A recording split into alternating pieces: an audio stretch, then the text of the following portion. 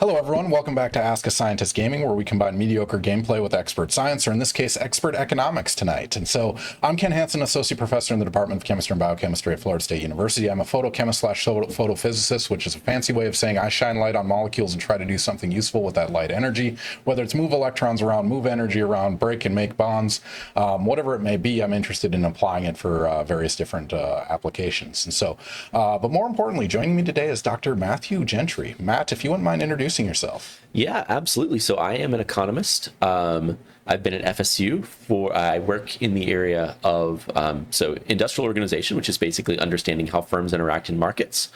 Within that, my specialty is mainly thinking about auction markets. So anything involving structured bidding rules. I've been at FSU for about 4 years.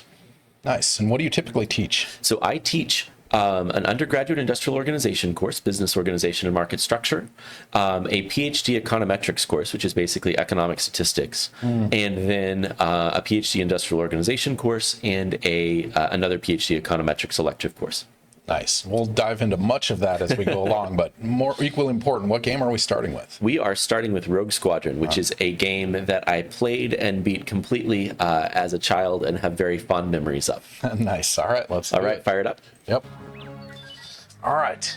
It is time for some Rouge Squadron. So this was originally released for the N64 and the PC simultaneously, right? Yes, that's right. So I played it on the PC.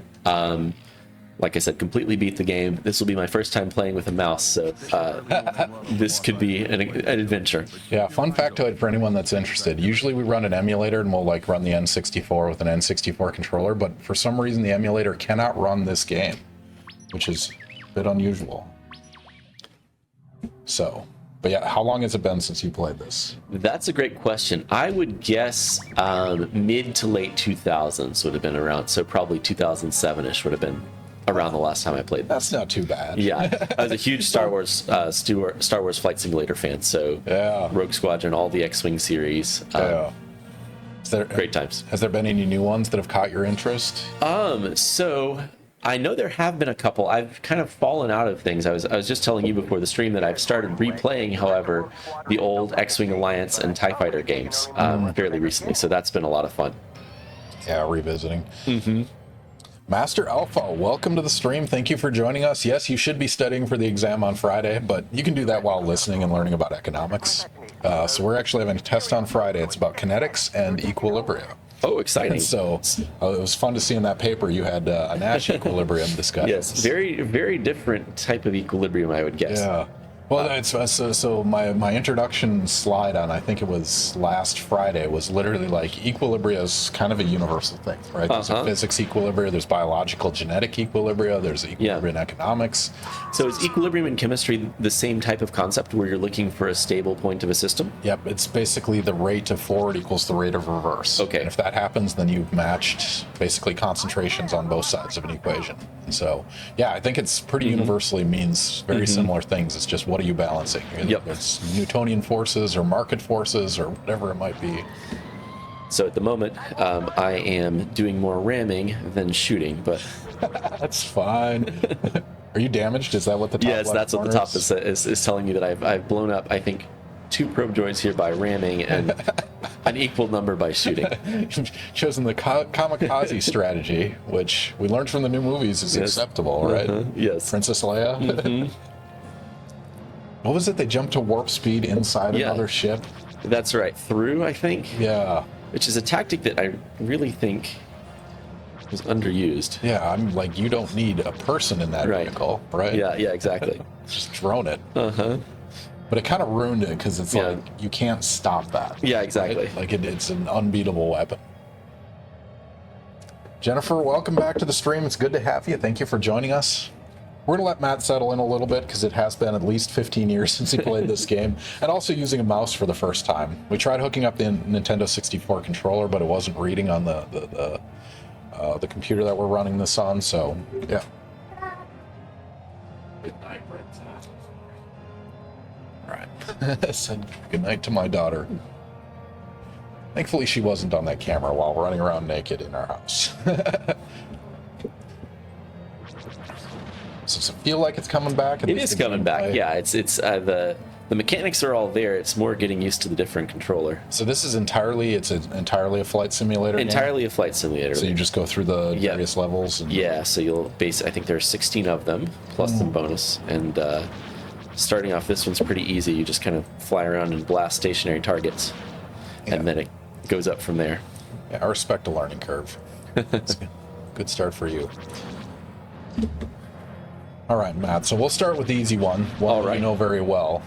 Presumably 6-year-old Matt wasn't like, I'm going to be an economist playing video games, talking about my expertise. And though, you know, the video games part, he would have been, oh, whoops, I just killed myself. Video games, he would have been fully on board with. Exactly.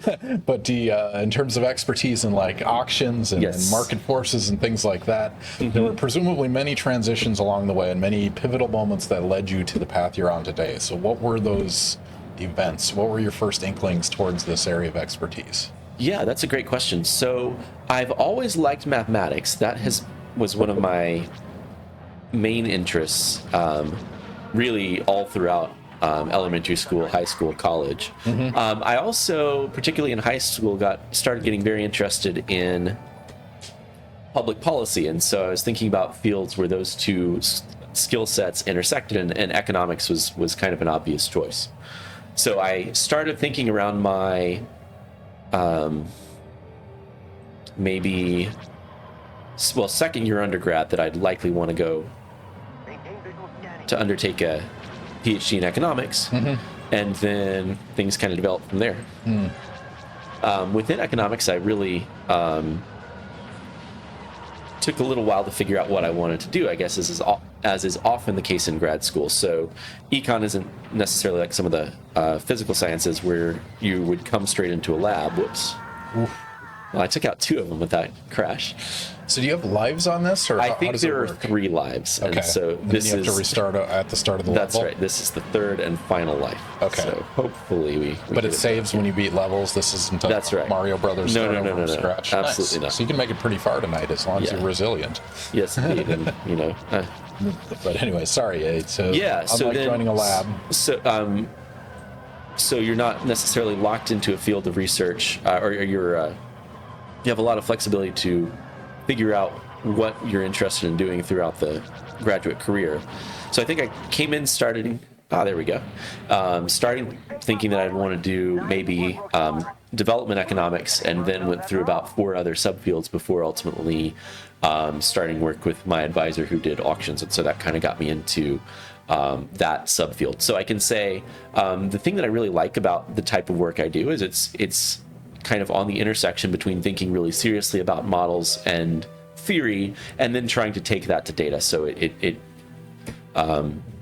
connects theory and data much more so than many other economic subfields do. Yeah, it's a long answer to the question. I mean, so it sounds like the mathematics, computer science that always intrigued you, but you wanted to apply that in an interesting way. That's precisely right. So are you part of the scientific computing, or? I am, yes. Okay. So, so actually over the summer, I have, I would say about once a year, a project that I need it for. But over the summer, I ran a statistical simulation, which wound up being something like 100,000 CPU hours on the cluster. So that's awesome. And that, if I remember reading correctly, you do a lot of Monte Carlo type simulations? That's right. So my work is really in 2 streams. The first is more on the economic statistics side. So that's a little more niche. The papers tend to be proposing a statistical method and then testing it in a setting where we know the answer, which is usually a simulation based. And then the other stream is more going to data sets and working with real data, estimating the same types of models, but looking at actual data. So I do about 50-50 of each of those things. That makes sense. JD Colley, welcome back on your main account. This is the person that's in med school with plans on pursuing a PhD afterwards, which is excellent. I mean, if you get a PhD and an MD, you get to experiment on humans. So that is a journey, but it's a long one. So JD, welcome back, and thank you for the second follow, because you followed us on your sister's account. Apparently now you're back on this one. So we will take those numbers. Thank you. It helps us increase our visibility as well as just total number of followers. So thank you for that. Lori has redeemed Take a Drink. So all right. we have to take a drink. So well, twist my arm. hopefully you guys are joining us for a drink on a Wednesday night, studying for a chemistry exam on Friday. So cheers, Matt. Cheers to everyone in the audience. Cheers to you, Lori. Thank you for joining us. Well, And tonight we are drinking Talisker single malt Scotch whiskey. There's a link right there in chat. And you're a whiskey connoisseur. I am, yes. So this is one of my favorites. Is this anything you want to tell the audience about this one? So I got to visit the distillery over the summer, and it was fantastic. This is a really nice, spicy Scotch, one of my all-time favorites. Lights, they're glaring. Also, the namesake of our chocolate lab puppy. His name is Talisker. So. At what point does it become a hobby to a problem? Is it when you name your dog after a drink? It could be. It could be. No comment. This is delicious, though. It has a nice smokiness to it. It's a dangerous drink. This will be an interesting journey tonight, ladies and gentlemen. Lori, thank you for joining us. As usual, you are at an ACS meeting right now. I just saw the chat, which is kind of fun. So hanging out in a hotel room, watching some Rouge Squadron, talking to an economist. Should be a fun journey. Man, so I was looking through your papers. You published on several different topical areas, and you talked about that, right? Like, it's kind of easy for you to switch between areas. Is that the... Well, relatively. I mean, so I would say all of my work is broadly in thinking about how firms interact in settings where they have market power. That is the capacity to price above marginal cost. So that can take a variety of forms. In some cases, it happens when there are relatively few firms in a market. In others, such as auctions, kind of manifesting through market, through structured bidding rules.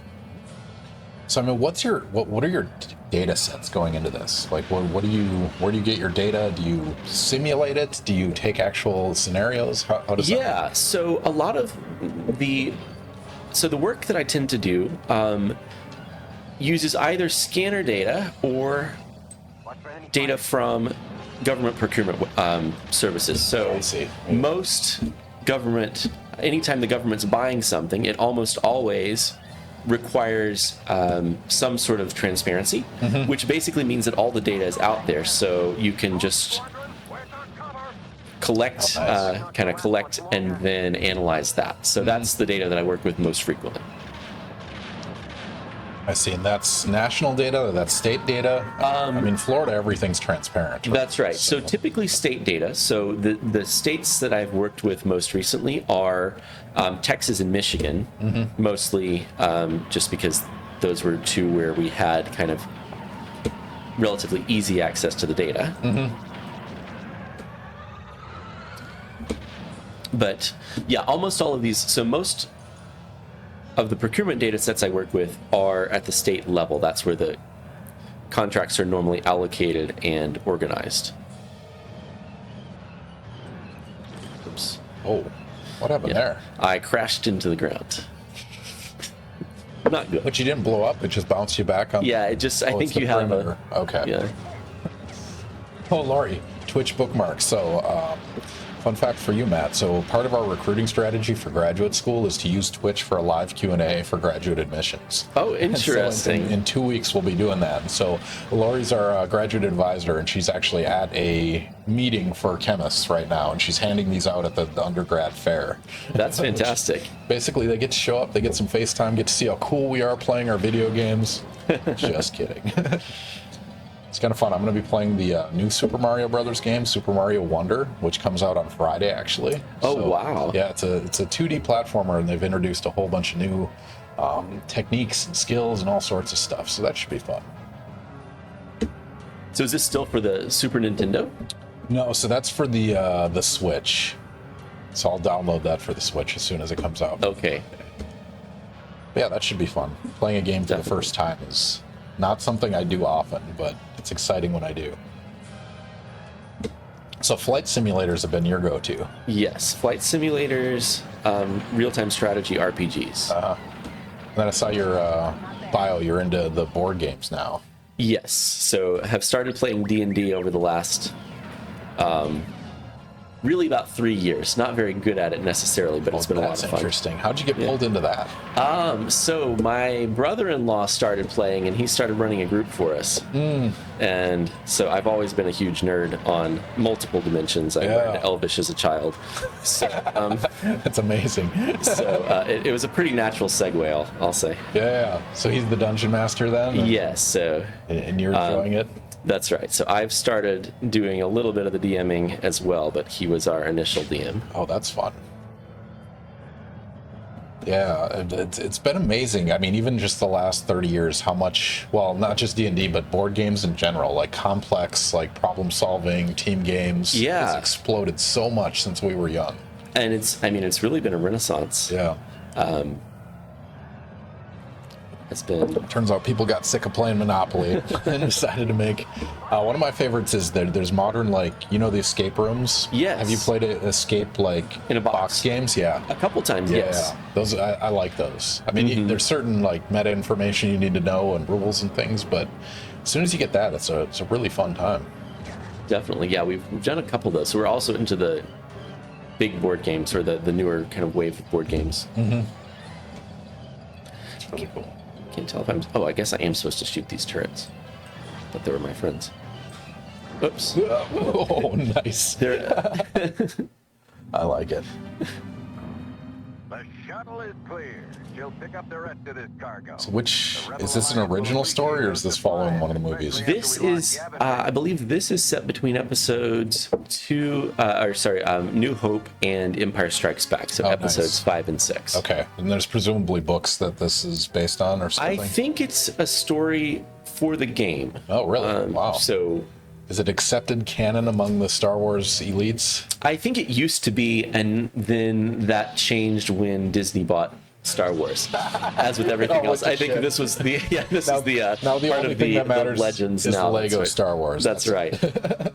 That's amazing. Yeah. Sorry, I'm just taking a look because I know there is a special weapon here, and I'm not sure what it is. Special action is F. A special weapon. So. Secondary weapon, button 2. Aha. All right, so I was trying to play that whole game without my heavy hitters. Respect. Uncle Bill, welcome back. Alt Muse, I wish they made the Star Wars video games canon. Yeah, I know. The TIE Fighter game in particular had an awesome story. Yeah. So have you been keeping up with the new Star Wars? Like Boba Fett and I think I've watched almost everything. Yeah. Strong opinions. So the first 2 seasons of The Mandalorian I thought were very, very, very good. The third season kind of drifted.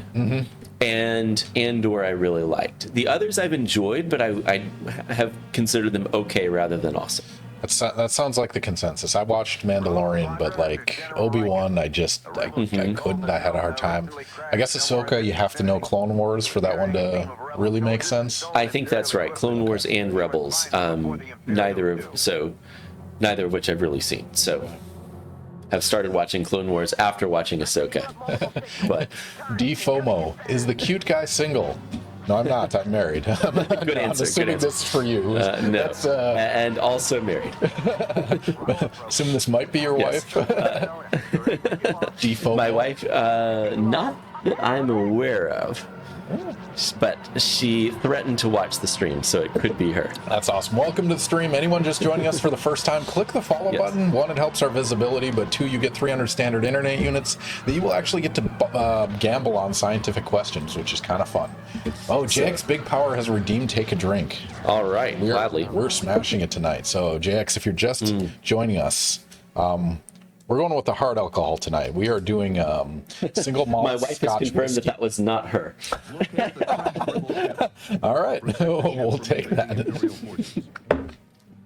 She is a professor at FSU law, incidentally. So. Oh, nice.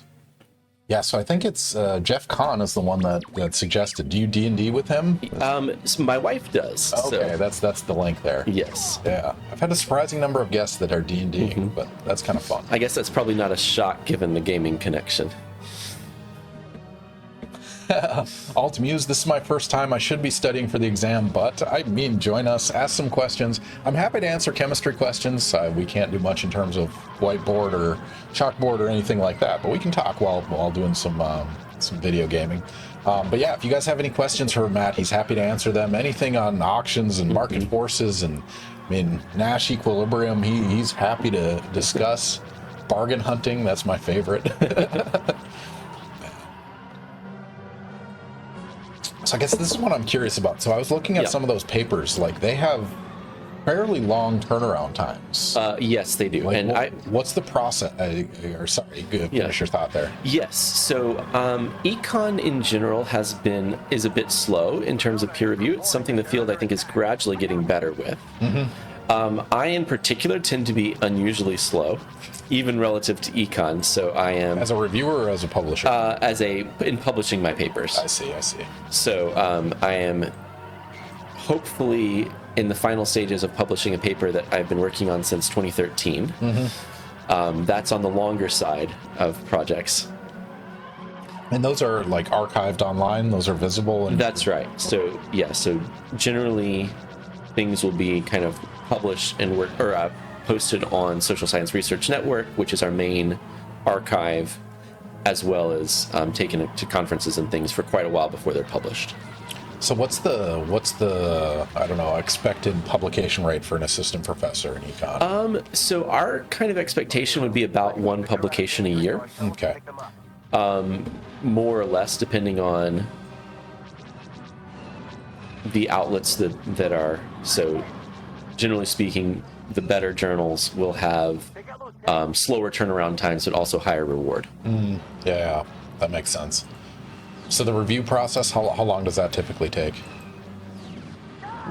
Going through, so it would generally be, again, between about 2 months after submission to about, I've had as long as 8 months after submission for the very slow journals. Yeah, so that's not too different than what we do. JD, I did everything in my power not to click the ban button when you threw that joke in there. So, Matt, you must be made of beryllium, gold, and titanium because you are BEAUTIFUL. Beautiful. Oh, chemistry jokes. Unacceptable. Do you have a favorite econ joke? Do you have any econ jokes? I do have econ jokes. Let me see if I can get this one right. So I should let people buy that with their internet units. Make the guests tell a joke and prep you guys ahead of time. So, a biologist, a physicist, and an economist are watching a horse race or placing bets on a horse race. So they're each trying to predict the outcome of the race. The physicist kind of measures the horse's various kind of muscle proportions, leg length, so on, does some calculations, comes up with a prediction. The biologist analyzes the horse's pedigree, does some other kind of detailed genetics research, and comes up with a prediction. The economist just kind of sits with a notepad and scribbles in the abstract.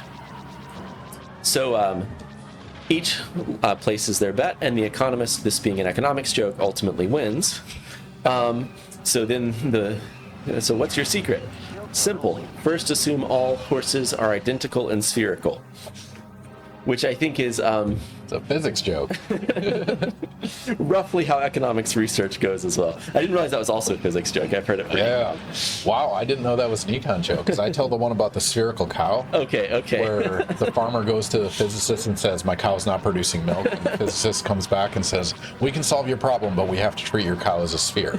And you treat it as a zero friction, perfect sphere with, gravity, no wind resistance. I did not know economists. That's amazing. Assume no air resistance. Exactly. So in econ, what are the assumptions there? So again, it probably much for the same reasons as physics. Oops, I guess I lost that one. Didn't kill him fast enough. Oh, there was a time window. Yeah, so I was trying to protect that ship and did not manage to do it. But the kind of big assumptions would be that both individuals and firms or utility maximize it. So I think that's the one that we get critiqued the most for, and in many cases justly so. So again, much like physics, economics research is trying to analyze very complex systems in settings where it's often, though not always, hard to do experiments.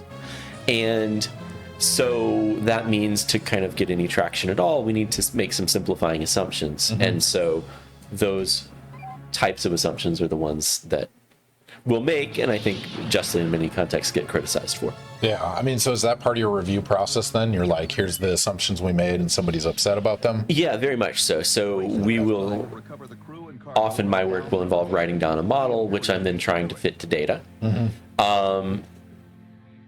There, as part of the process, we'll have to write down some assumptions in terms of the way we're going to describe the phenomenon.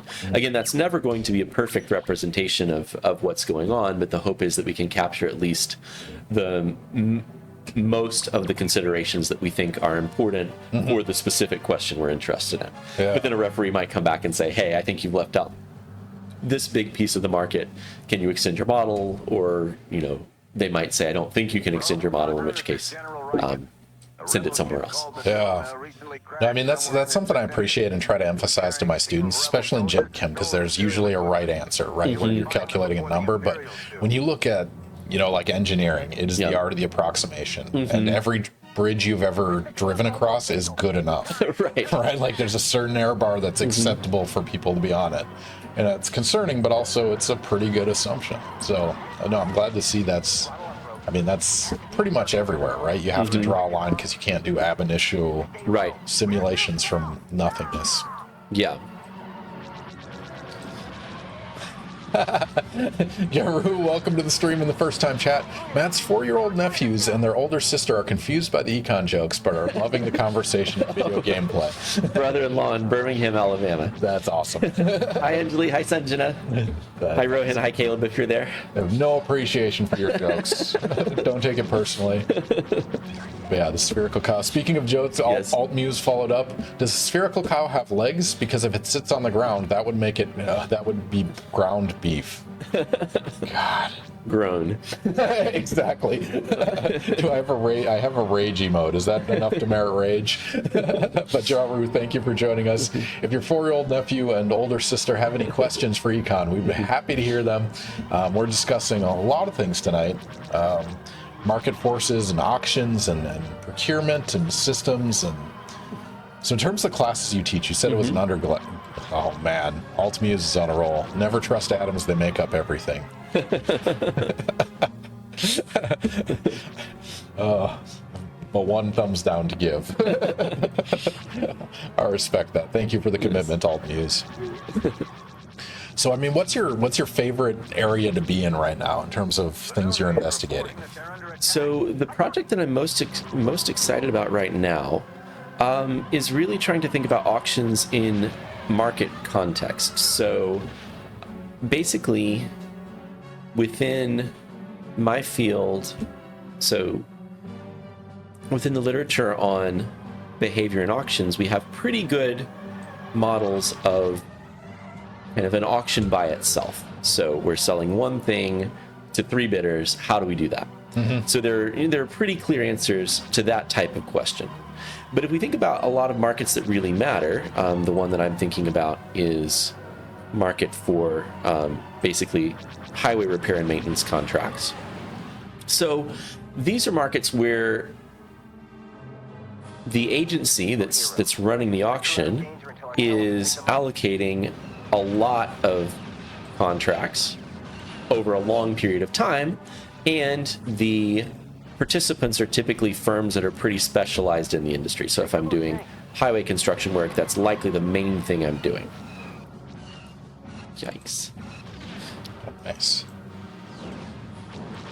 I mean, so basically, sorry, I was it's invested. So the question that we're trying to answer is to understand how changing the rules of the bidding process will impact the set of firms that are around over the long haul. So if, for example, we do what the theory of a standalone auction would tell us and set an optimal reserve price, so set a minimum or a maximum price at which we're willing to award the contract. That might have the effect of driving a lot of firms out of business in the long run that were previously operating in the market. And this in turn could have really kind of could swamp the effects that we're trying to achieve. So if we're driving a bunch of firms out of the market, even if the firms that remain are bidding a bit more aggressively, bidding a bit lower, it may be that on average we're getting higher prices and less efficient work. So essentially what we're trying to do is to develop a model to quantify that. So we don't think that anything like that has been done in the literature to date. So we're trying to essentially build a model, estimate it, and then see what we can say about that. So we've gotten about as far as building the model. We haven't gotten as far as kind of figuring out all the questions we're thinking about.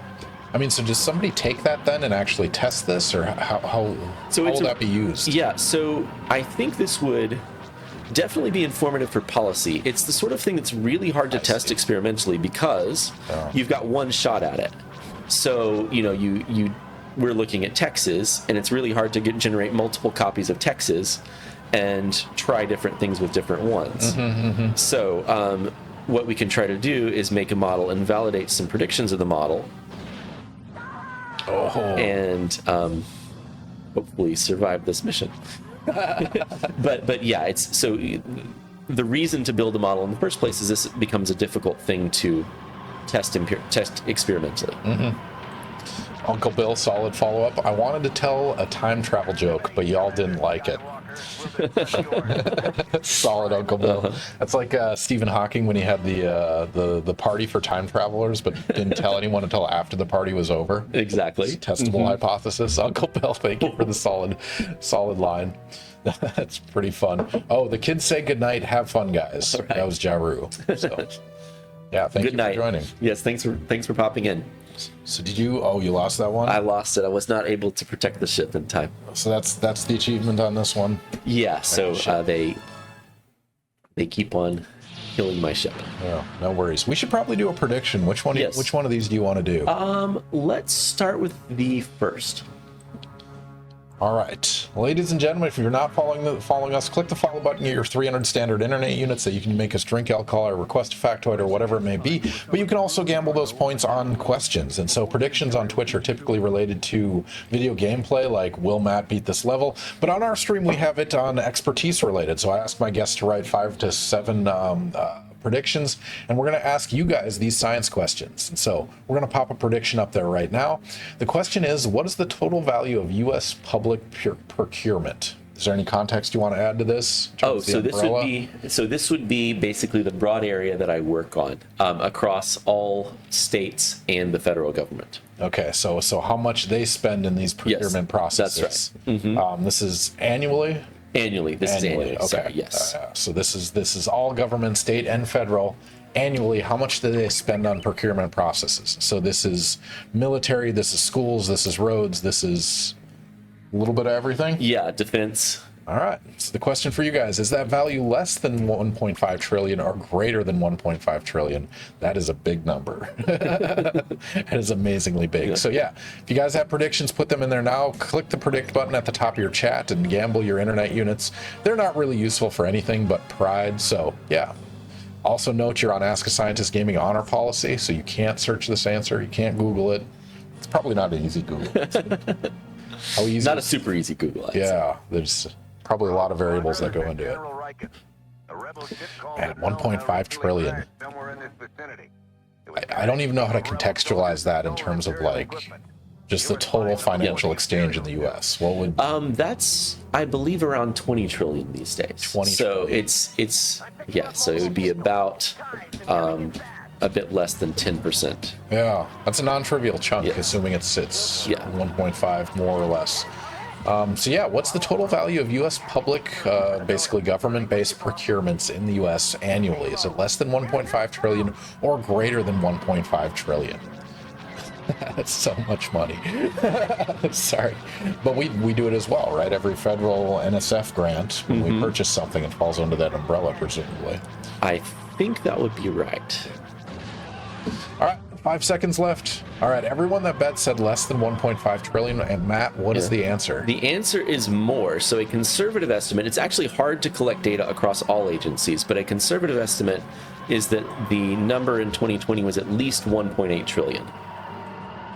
1.8 trillion. Significant fraction of overall economic output. I mean, so how much of that is military based? I think about 500 million of it. So a large fraction, or 500 billion of it, excuse me. Yeah. So about a third. A third is okay. But by no means all. Yeah. Altmuse, this feels like a quicker question. Now, I've thought about that before, like giving students an exam where they have a certain amount of points they could gamble. Yeah. Like the more, there's a lot of game theory involved in that, right? There absolutely is. And in fact, it's actually very relevant to bidding in auctions. So you're basically weighing off a probability of winning, which is based on what you think you know about the question, versus how much you're willing to lose. Have you thought about implementing something on an exam? Not specifically. No, it's an interesting idea though. That'd be fun. So I remember, I believe this was my wife's father, who is a chemical engineer, actually PhD chemical engineer. But he, I think, had a professor who said that you could get an A either from getting 100% or from getting 0%. So if you really were sure that you knew all of the answers, enough to get all of the questions wrong. That's a bold strategy. Yeah, exactly. You accidentally get one right. Yeah, exactly. Wow. You have to be very confident. I guess it depends on the nature of the question. If it's multiple choice, that might be an easier strategy. Yes. And again, you have to be very sure that you don't guess one right by mistake. You got a kudos on that shot. Altmuse. There should be trivia extra credit questions. Oh man, don't even get me started on extra credit. I'm hardcore into testing theory and like modern and classical testing theory and fitting and stuff. And no, I love it. But I should do a weighting. You have a certain number of points and you can gamble them accordingly. All right, hoping third time's the charm. No worries. As long as you're having fun. Yeah, absolutely. Is it fun to revisit this after very much years? So. This is the A-Wing is my favorite ship too. That's what I'm flying currently. All right, so we have at least one of my students in the audience, and I mentioned in particular Nash equilibrium when I was introducing equilibria. Before I knew you had a paper where you actually used the Bayesian Nash equilibrium. Yes. So can you explain? I mean, A Beautiful Mind had the girls walk into the bar. Which I actually... Is it good? Is that a... I would say no. Okay. So that feels to me like it gets it slightly wrong. A Nash equilibrium, just like in chemistry, is a stable point of a game. But what we mean by stable point is a setting where no player can individually gain from changing what they're doing. So this would be a setting, to take the girls in a bar example, would be a setting where, given what all of Nash's friends are doing, he can't do better than to talk to the person he currently is. In contrast, the way Nash explained it there was that no one should go for the blonde, who presumably all of his friends were arguing that they should, and that would not be a Nash equilibrium the way Nash equilibrium is defined, because every one of them would want to do something other than they currently are. You'd think among all the possible scenarios where you could get that explanation right, the movie about John Nash should get it right? Yes. Like, did they not talk to an economist? I guess they probably sacrificed accuracy for like the moment, right? I believe that must be the case. Yeah. So it gets some of the idea right. It just doesn't quite get there. Yeah. Well, I guess that leads to, well, Jack's Big Power has redeemed Take a Drink. All right. Do you want to try a different one? Yes. Which one do you want to go with? Let's go with the Macallan next. All right. I think I'm figuring out this mouse here. What's the partners? Macallan 12. The pour is fairly light. A journey tonight.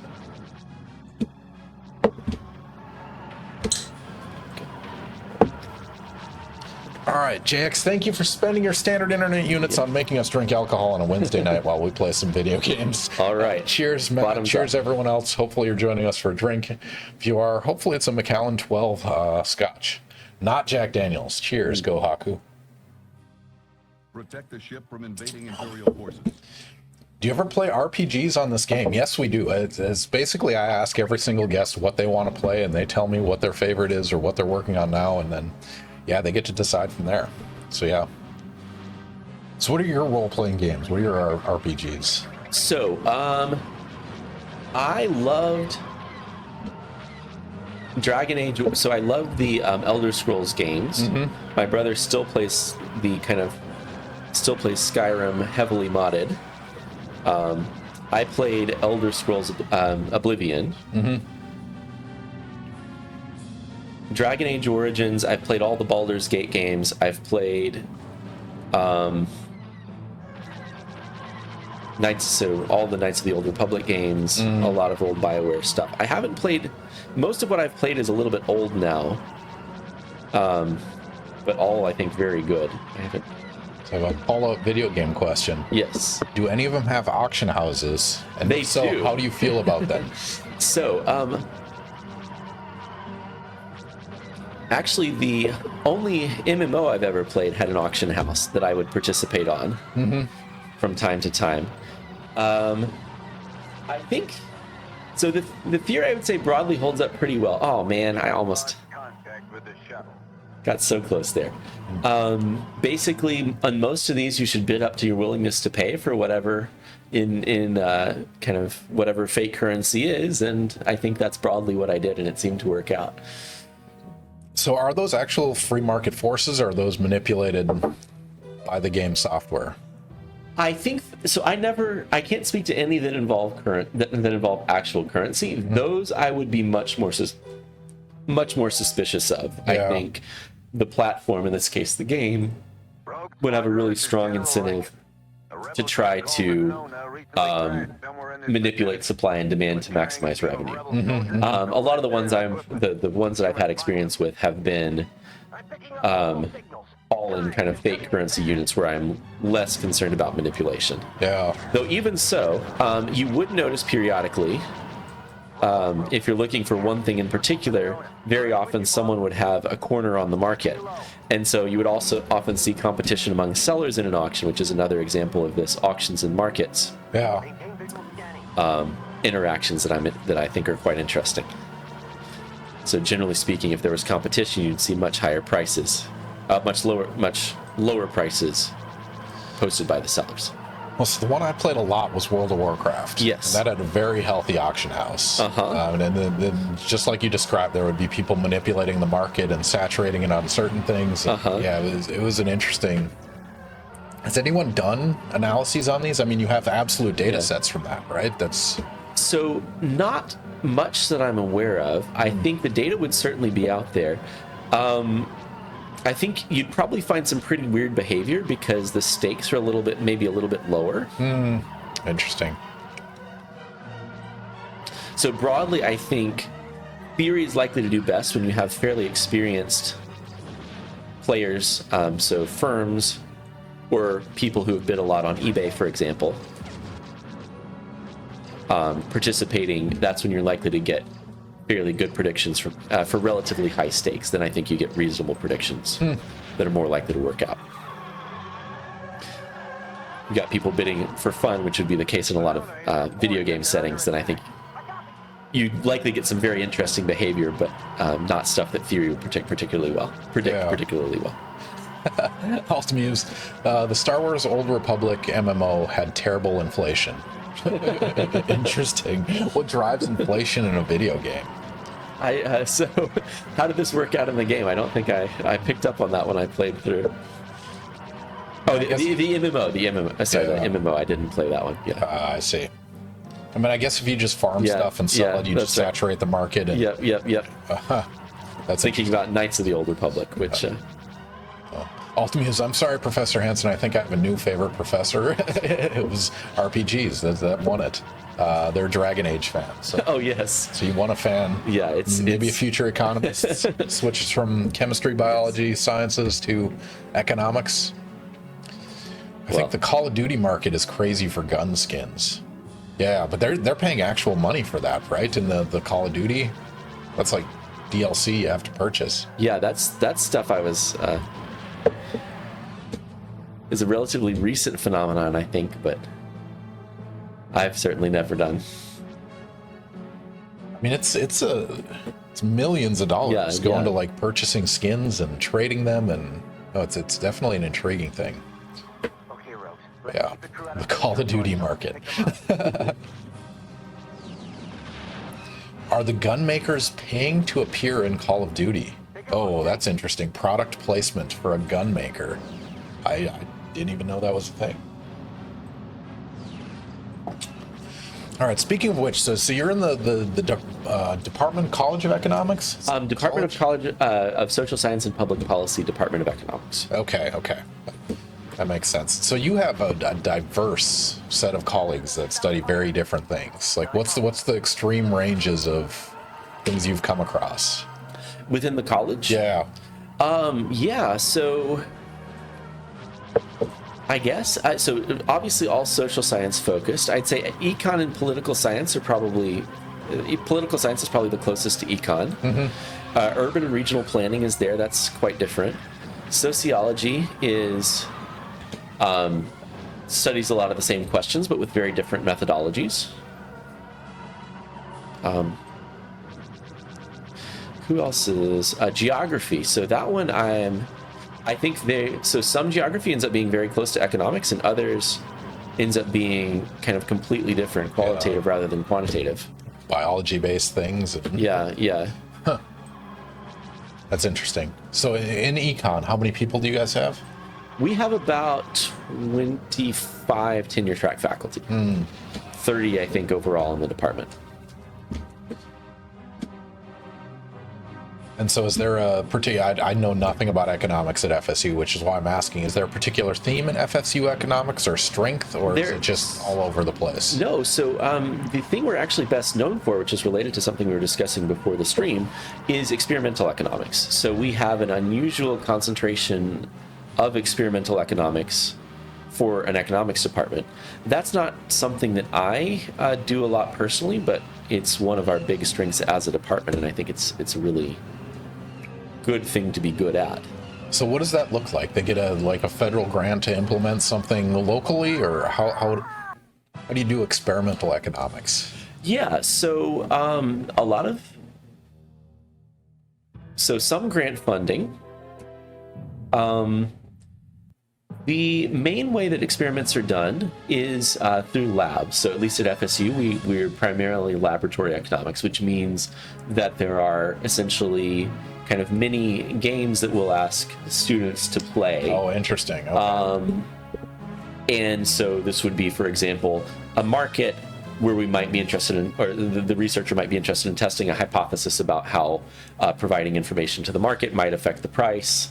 Or one of my former PhD students was looking at how a rating system would impact quality provision. So something like an eBay rating system would impact quality provision, and showing that providing this opportunity for feedback ends up giving people much stronger incentives to try to maintain reputations for quality. But again, the way that would work is you'd have buyers and sellers. Each would be making decisions, and they would be kind of trading fake money, experimental currency units on the market.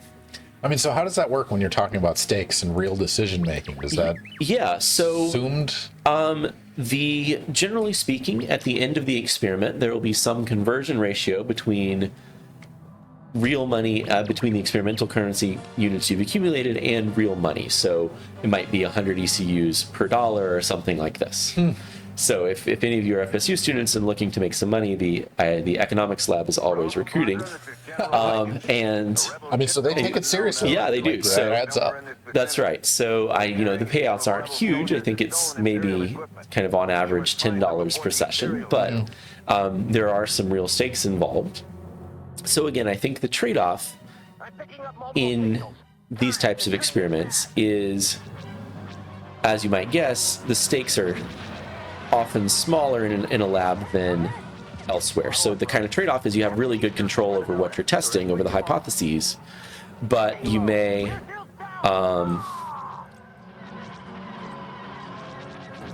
if you're interested in predicting the behavior of a firm, you might get a little bit different than what happens in a lab with college students.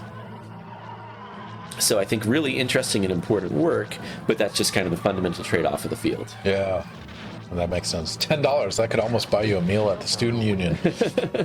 Totally worth it. Not big money, but plus you get to play a game. Yeah, no, that's fun. And then pride in winning. That'll take you pretty far. Imaginary internet units will drive a lot of people to do a lot of things. Those upvotes and those thumbs ups, and yeah, whatever it might be. Altmuse, is standard internet units a pun on standard international units? No, it's just an arbitrary thing. So like depending on the streamer, they'll like label them tacos or like internet bucks or whatever. We just said standard internet units as an arbitrary unit to describe imaginary internet points. But standard international units is pretty fun. And so going back to these auctions, and you're talking about stakes and the decider, the buyer and the seller and things like that. But I mean, how much assumption of good faith in behavior is there? Because like you're talking about federal contracts where people embezzle and they like even controversies locally in Tallahassee. Like, I mean, how does that fit in your model? Do you have that accounted for? So it depends on which branch. So I'd say the big concern in this type of contracting is obviously embezzling is possible. That would be more within the firm, generally speaking. The big concern would be bid rigging. So if you and I are bidding in an auction, we have really strong incentives to try, instead of competing, to coordinate on setting a high price if we're selling something to the government. So instead of trying to underbid you, I might say, okay, you win this one at a high price. You let me win the next one at a high price, and we kind of trade off that way, and that can be better for both of us over the long run. So that's something that I think is a real concern in these types of applications. It's something that there's been, so one of the main branches of auction in the auction literature is trying to provide ways to test for this type of behavior. And it's broadly, I'd say there are lots of cases where we know it happens, but it doesn't seem to be the case in, actually, relative to a lot of procurement markets, the statistical evidence suggests that a lot of these contracting markets are actually pretty good at rooting out bid rigging cartels. So there are a lot of participants in the market. That often helps. And it's pretty highly illegal. So if you're caught doing it, then you're in pretty serious trouble. And there's presumably algorithms or certain behaviors that this becomes obvious? Yeah, so the kinds of patterns that you look for, and again, the challenge is that it's a hard thing to detect perfectly. If there are certain bidders that you tend to bid differently when you're participating with, that would be a red flag. So if I'm always competing against the same set of bidders, or never competing against the same set of bidders, that would be kind of a red flag. One fun is looking at kind of, I think, very reliable metric is looking at the gap between the winning bid and the second highest bid. So if bids are not coordinated, if you and I are coming up with our bids kind of at random, then that gap should be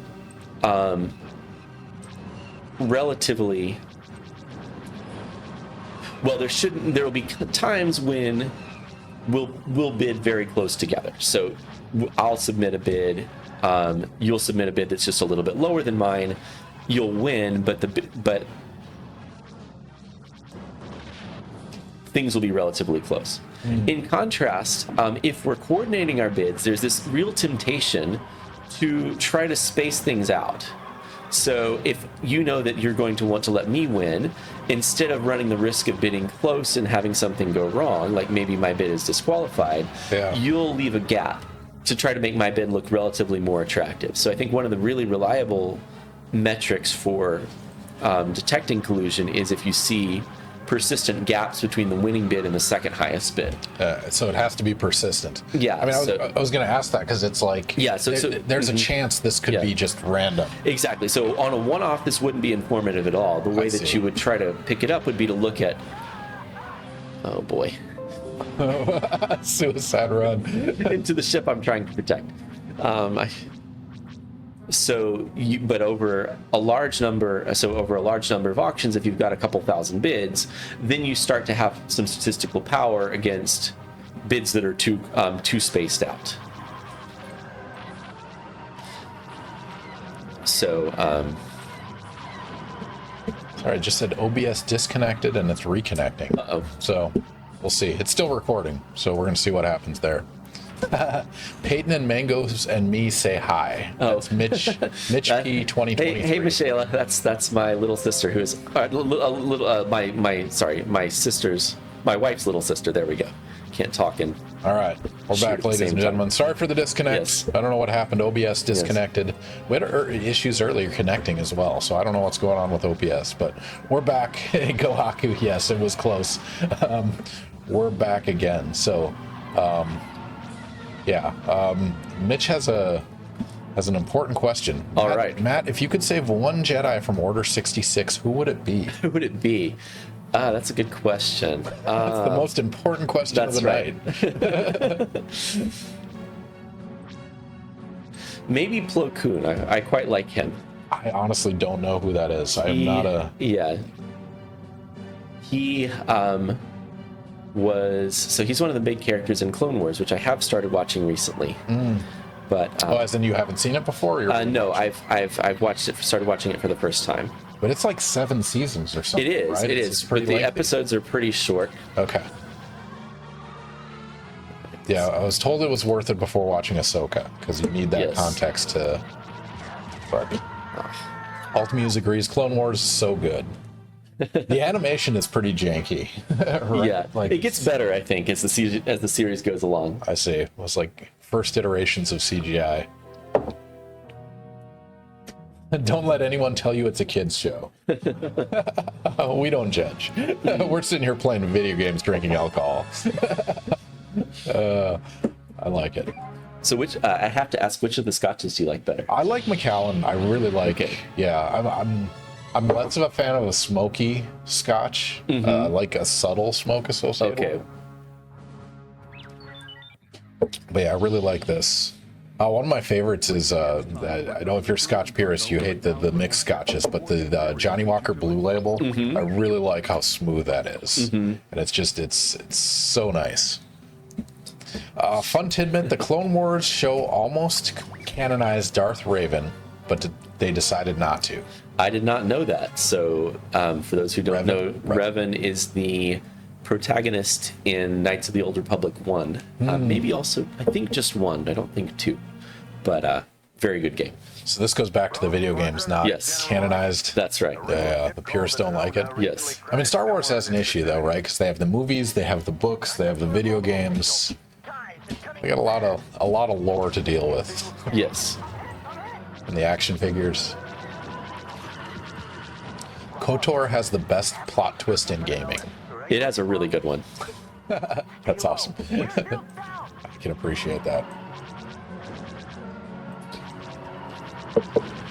Man, I completely forgot what we were talking about. Science. We got disconnected. As did I. I think we were talking about detecting collusion. Oh yeah.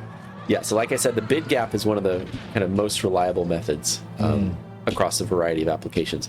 More recently, people have started using AI to do it as well. So that, I think, is a potentially still kind of figuring out exactly how to do that. And again, the challenge is it's clear that we can predict. So in a data set where we know there was collusion, AI does a really good job detecting it. And there's been some work that shows that actually does extend across data sets as well.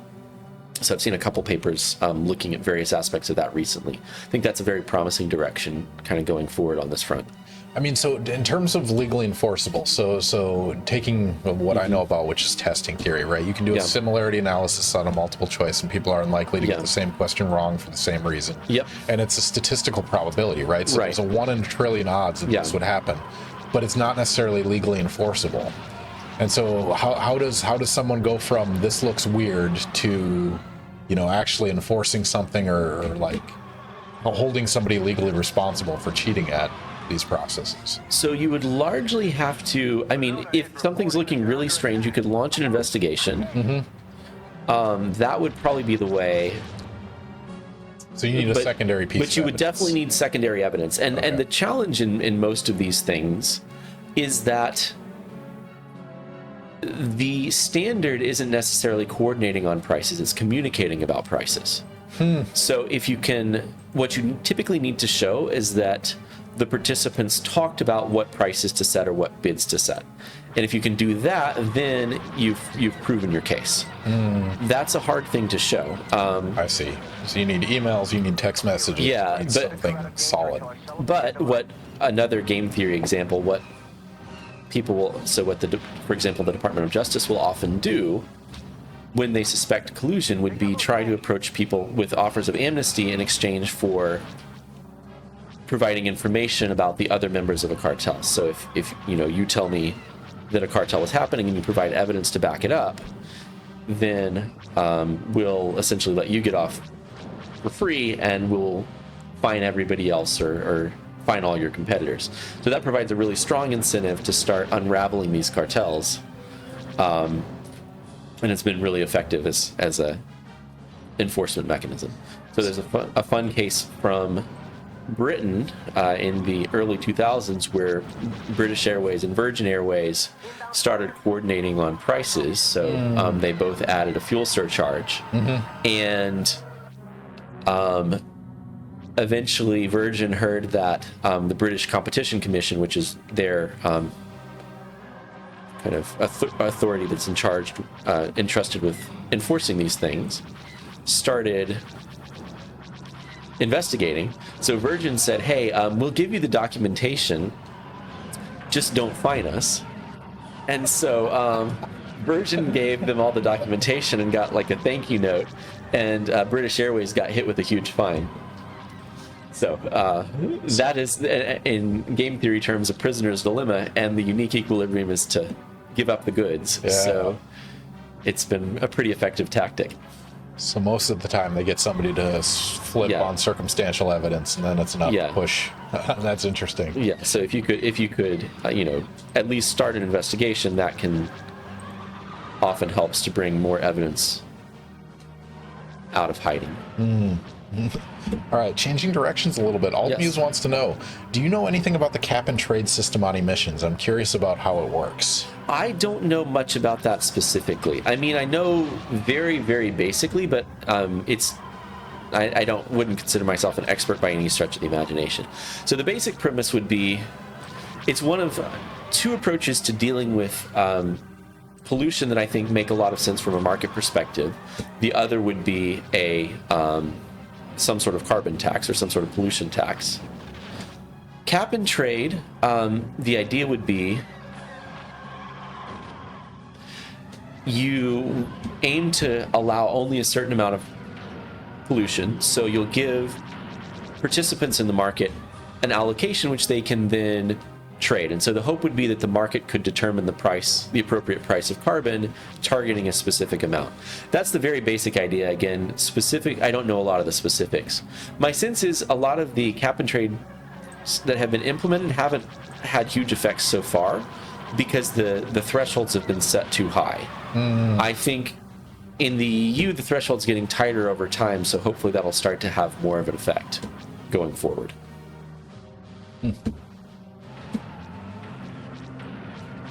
Like I said, it's a very non-technical and inexpert summary. I mean, but to be fair, of all the people here, you are the foremost expert on cap and trade. That's what I love. There's like this pseudo uncanny valley of knowledge with every expert we have, where it's like, I'm a super expert in this. If you're slightly outside of the area, people won't say anything. If you go way outside of the area, they'll talk a bunch. Right? Exactly. So you are in that little valley right there. That's pretty fun. All right.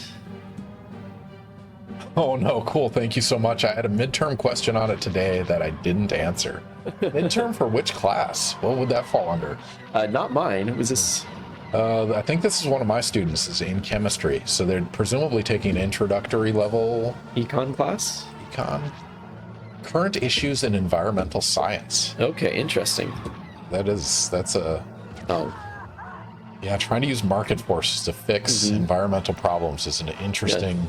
So that's OCE 4017.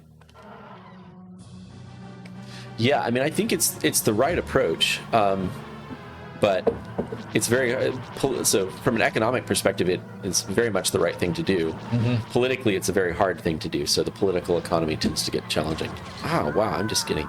I mean, so taking some examples like the what was it called?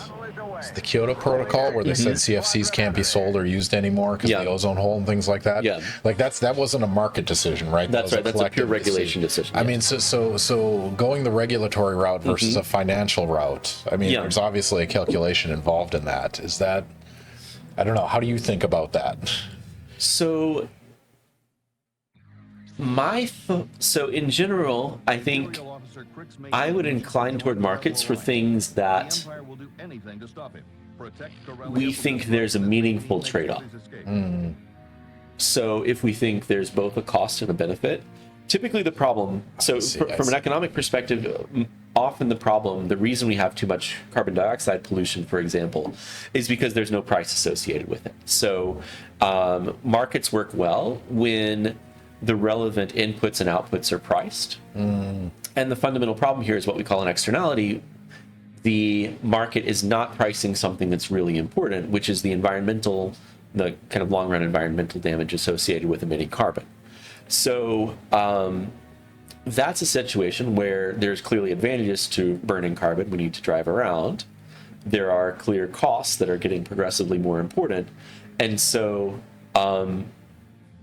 I really like the idea of trying to price the thing that's not currently priced in a way to cause that tends to be a much more efficient way of shifting activities in the right way. So what we'd like is low value activities that produce carbon to stop, high value activities that produce carbon to continue. A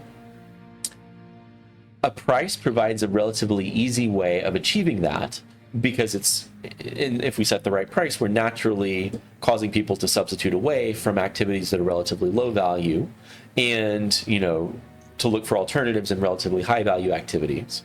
In contrast, something like regulation, you'd have to figure out who can do what. And that's a really complex allocation problem in these types of markets. So who can produce what amount of carbon becomes a really intractable problem, and you're likely to have pretty significant.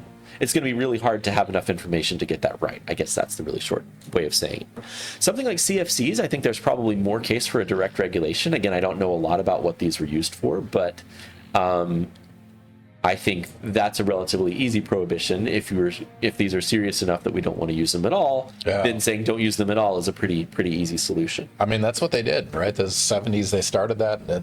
They followed through. So it was using refrigerants and spray cans and all sorts of things. So, all right, games, do you want to keep playing? Do you want to try something else? Let's try something else. Yeah. What do you want to do? Finally beat that level. That's a good place to stop. All right, so Super Nintendo, we have some Mario Kart, we have some Star Wars, Empire Strikes Back, Super Star Wars. What do you want to do? Let's try Empire Strikes Back. Empire Strikes Back. Super Empire Strikes Back. Super Star Wars. Actually, let's see. No. Sorry, I'm trying to remember if it was.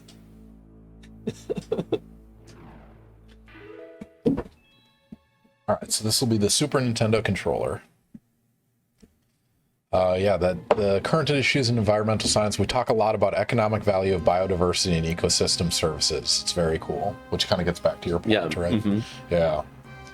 All right, so now we're playing on the Super Nintendo, ladies and gentlemen. We are playing Super Star Wars. I love when the Super Nintendo came out, they put Super in front of every name as if it mattered.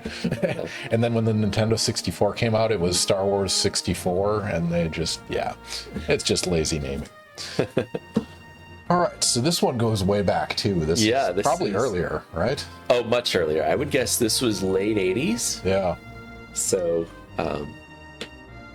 Super Star Wars, The Empire Strikes Back. All right, whenever you're ready. Hopefully the controller works. So far, so good. I can't remember if it was this one or even the Nintendo Empire Strikes Back that I played a lot, but we'll find out. Altamuse said the opening credits said Yeah. 1993. 93. Wow. Sounds about right. So I was 11 years old. Oh, man. Look at those graphics, ladies and gentlemen.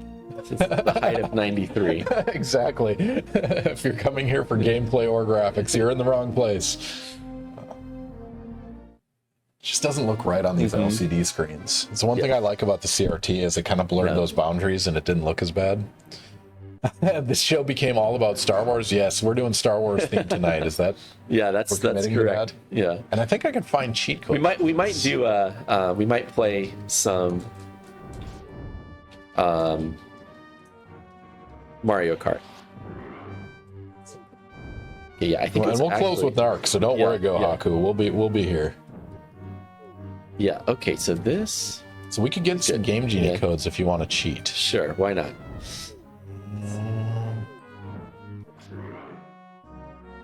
Ooh, Go Haku has requested a factoid. Fire. Okay. That's me. Do you have a knowledge bomb you want to drop on the audience? So, on the subject of collusion and bid rigging, a very famous cartel by General Electric and Westinghouse.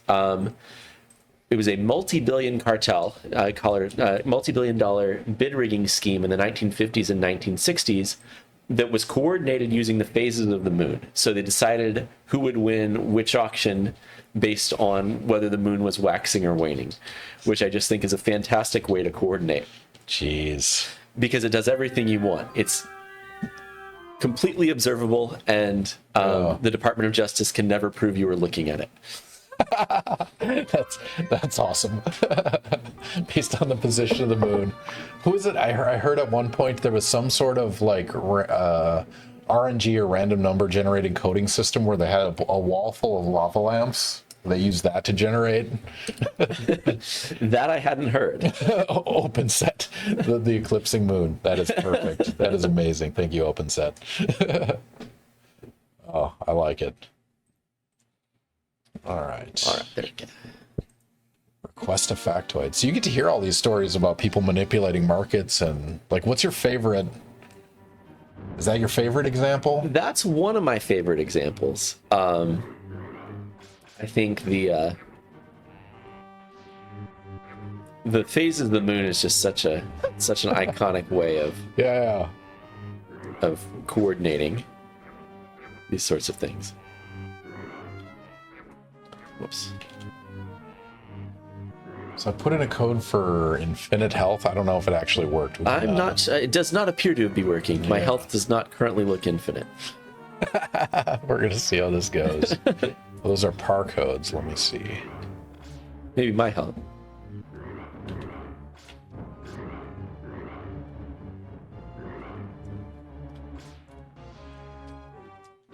Oh, interesting. We got another environment and the economy question.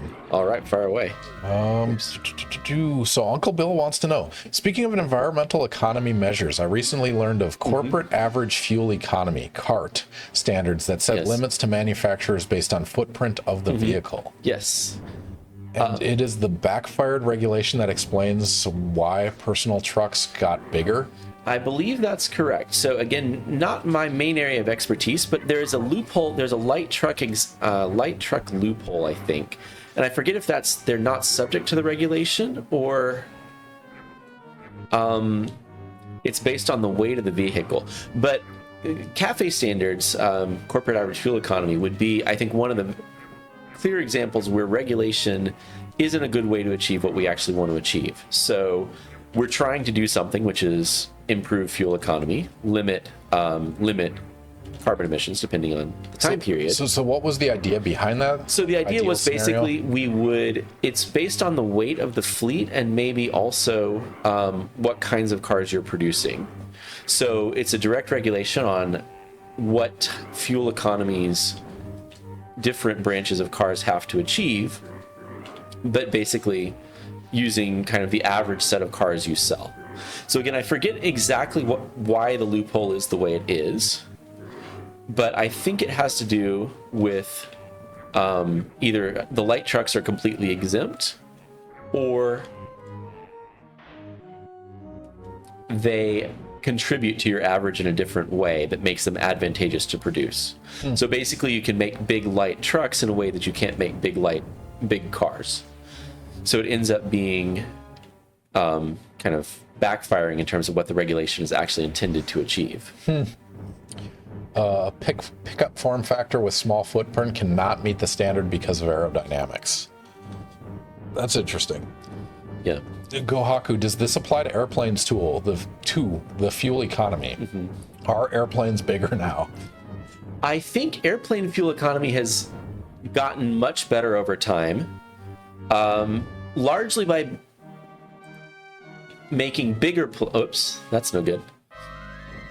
Largely by making planes bigger, because with planes, in contrast to cars, generally speaking, the bigger planes are actually more fuel efficient. More fuel efficient per passenger. Yeah. And the engines have gotten a lot better. You over don't time. have infinite health or anything right now, right? I do not. Let I me can try. say for certain that I do not. This is one of those. So, do you remember Game Genie? Yeah. Like the thing you would insert the cartridge into, and this is basically a pseudo intervention with Game Genie. Oh, sorry. Let me keep hitting OK when I should hit add. These are hit or miss sometimes. So, all right, we'll see if Infinite Lives works. I'm one of many that loved the little Toyota and Ford Ranger type trucks. And it's something like 90% of trucks are not used for actual transport. And the beds are never actually touched. Oh, man. The light truck thing is pretty crazy. Almost 80% of new American vehicles are now light trucks. Yeah, I didn't know that statistic, but they're also much more profitable. I think the markups on these things, partly because there's not as much competition from manufacturers outside the US, I think, as well. Again, I'm by no means an expert on these markets, so this is... Yeah. I read some papers on it, but it's not my area of research. Yeah, no worries. I mean, you're more of an expert than us, and don't worry, this will just be on YouTube forever, so no pressure. Are small SUVs considered light trucks? That I don't know. I think they're a different category. The answer is no, though. Yes. Yeah, that's their popularity group. Oh, they are? Okay. Thanks, Uncle Bill. You know this obviously much better than me. We'll take that. Yeah. All right, we should do another prediction. It's been a while. Should we do the flowers one? Let's do the next one. That's just a fun, random... I was excited to see this one because that is crazy. All right, we're going to do a prediction, ladies and gentlemen. If you're not following us, click the follow button for standard internet units, as well as just increasing our visibility and things like that.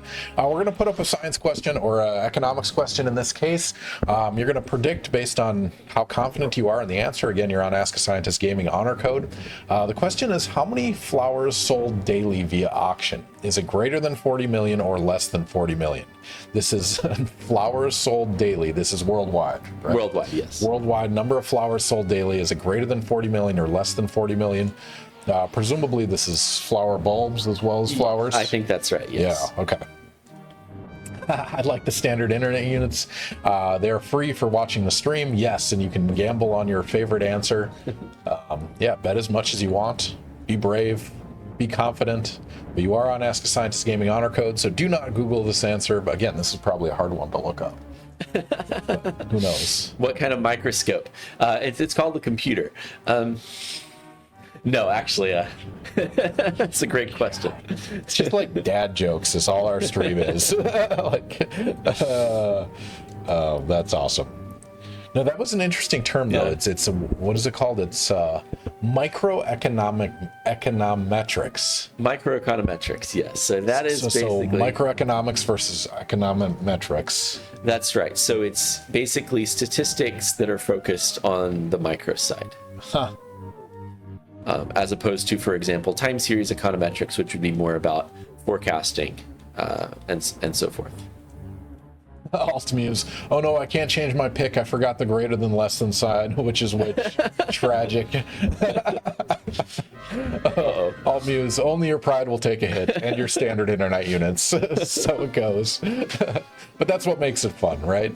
All right, you guys have about 15 seconds. Bet accordingly. Greater than 40 million. I less believe than the 40 infinite million. lives did in fact take, because I now Oh, nice. You got just keep 1, playing? and now I'm back at 1. So that's good. Okay. So maybe I'll try another infinite health code at some point. But all right, 5 seconds, and it's closed. All right. So Matt, what's the answer? How many flowers sold daily? So again, this is a lower bound, but in the largest flower auction in the world, which is in the Aalsmeer flower auction in the Netherlands, there are more than 43 million flowers sold daily. 43 million. So greater than 40 million flowers sold daily. That is insane. Like So this that's, is that's a real, lot. Yeah. This is real exchange. This isn't just Yeah. artificial things. Yeah, This is big actual money here. flowers Yeah, this is trading right. hands. Uh-huh. Wow.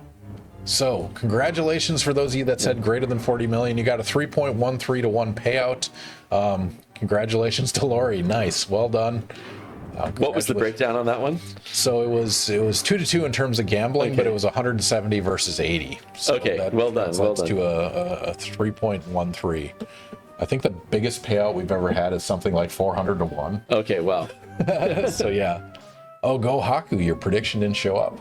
I mean, we can do a prediction at any Yeah, time. sure. Should we do a personal one? Sure. Those are some fun. Which one do you want? Let's go eBay. Let's go eBay. This is a fun one. All right.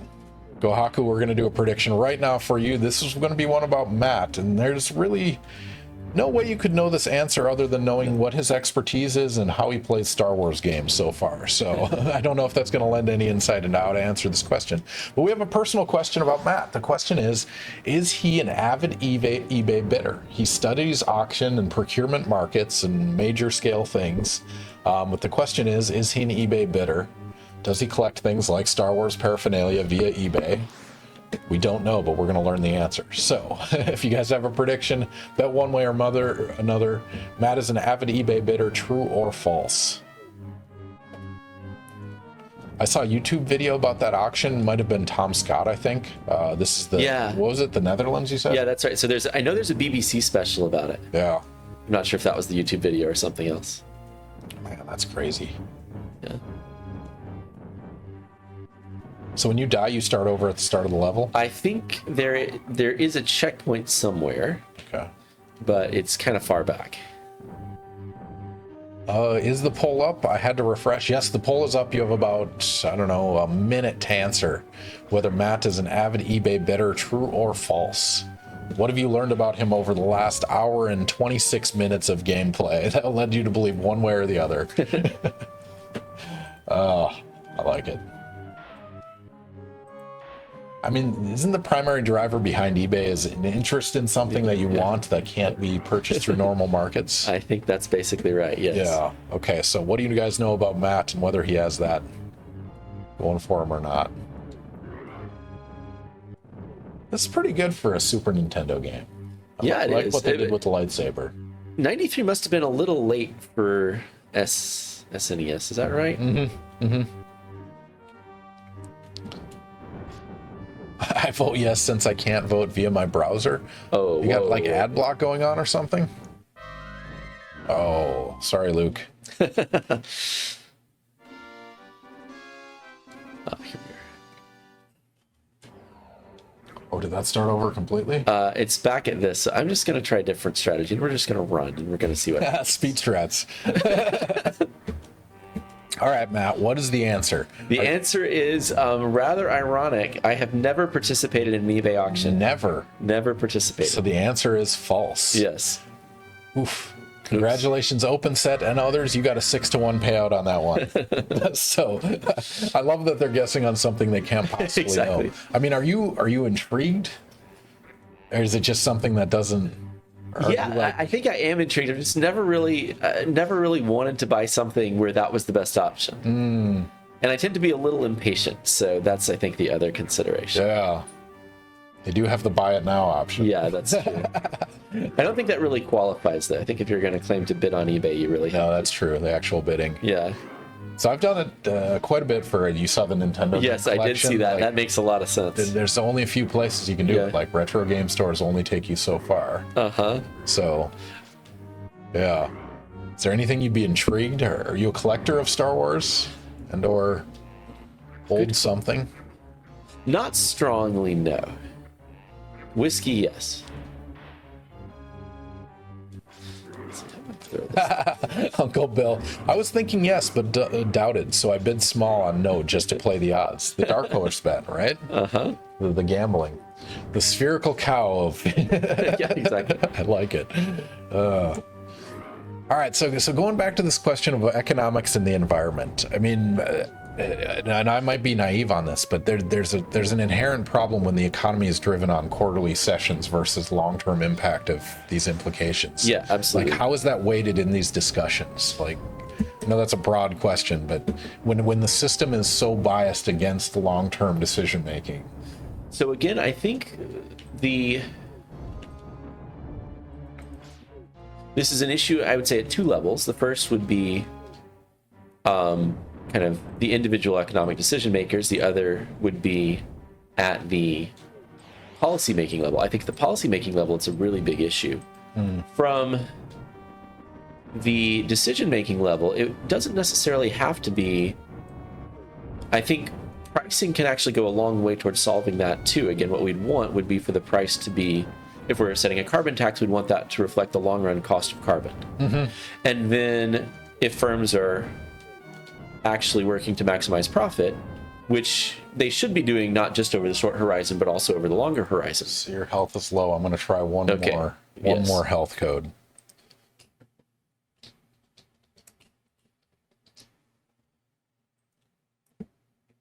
It's the same code. I just, all right, maybe. I'm sorry. We had one shot and completely bombed it. Oh, I apologize. All right. So you have infinite lives, but not infinite health. Yes. I'll find a different code. Yeah. Loria's requested a factoid. A factoid. Another knowledge bomb. Another knowledge bomb. All right. So this is not so much about price discrimination, or not so much about price fixing as price discrimination, but in 2019, the price of a round-trip ticket from Toulouse, France to Tallahassee on any major U.S. carrier was half the price of a one-way ticket. So the round trip was about $1,500. The one-way was about $3,300.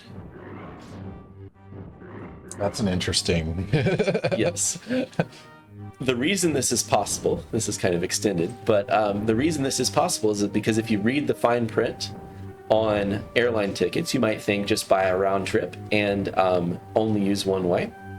If you read the fine print, in fact, the airline reserves the right to charge you the difference if you do that.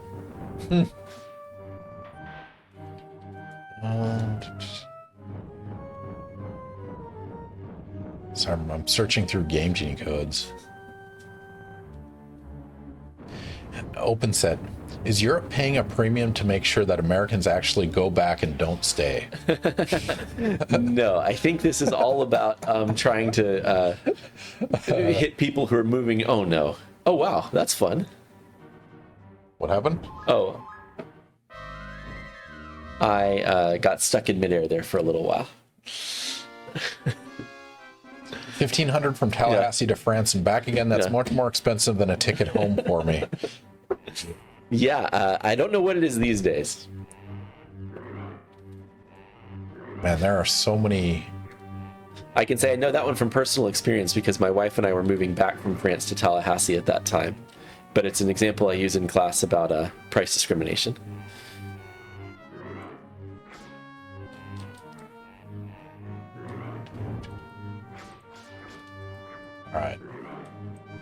All right, I have another try. All right. Good opportunity here. Oh, sorry. Phew. Let's see what that does. Same code, God. I apologize. All right, those guys are not going to cut it. All right. I'll keep searching. Man, flights out of Tallahassee in general, though. Like, Yeah, for our family of four, Yeah. it's cheaper to go to Jacksonville or Yeah. Atlanta, and like, it's crazy. And it's just purely because I think there's so few options, so much kind of market power out of Tallahassee. All right. All right, I found another one. All right, fire away. Take anything you can give me. Oh, nope, it's not going to let me do an action replay code. All right, never mind. we're making it up as we go, ladies and gentlemen. As a certified broke college student, flying home for the holidays out of Tallahassee is so expensive. I believe that. I'd Yeah. recommend taking the red coach to Atlanta or Jacksonville or Orlando and going from there. It's literally half the price. And it gets hard. I don't know if you guys bring in invited speakers, but that's a non-trivial chunk of the budget Yeah, absolutely. because they're not going to commute. Yeah, flying into Jacksonville.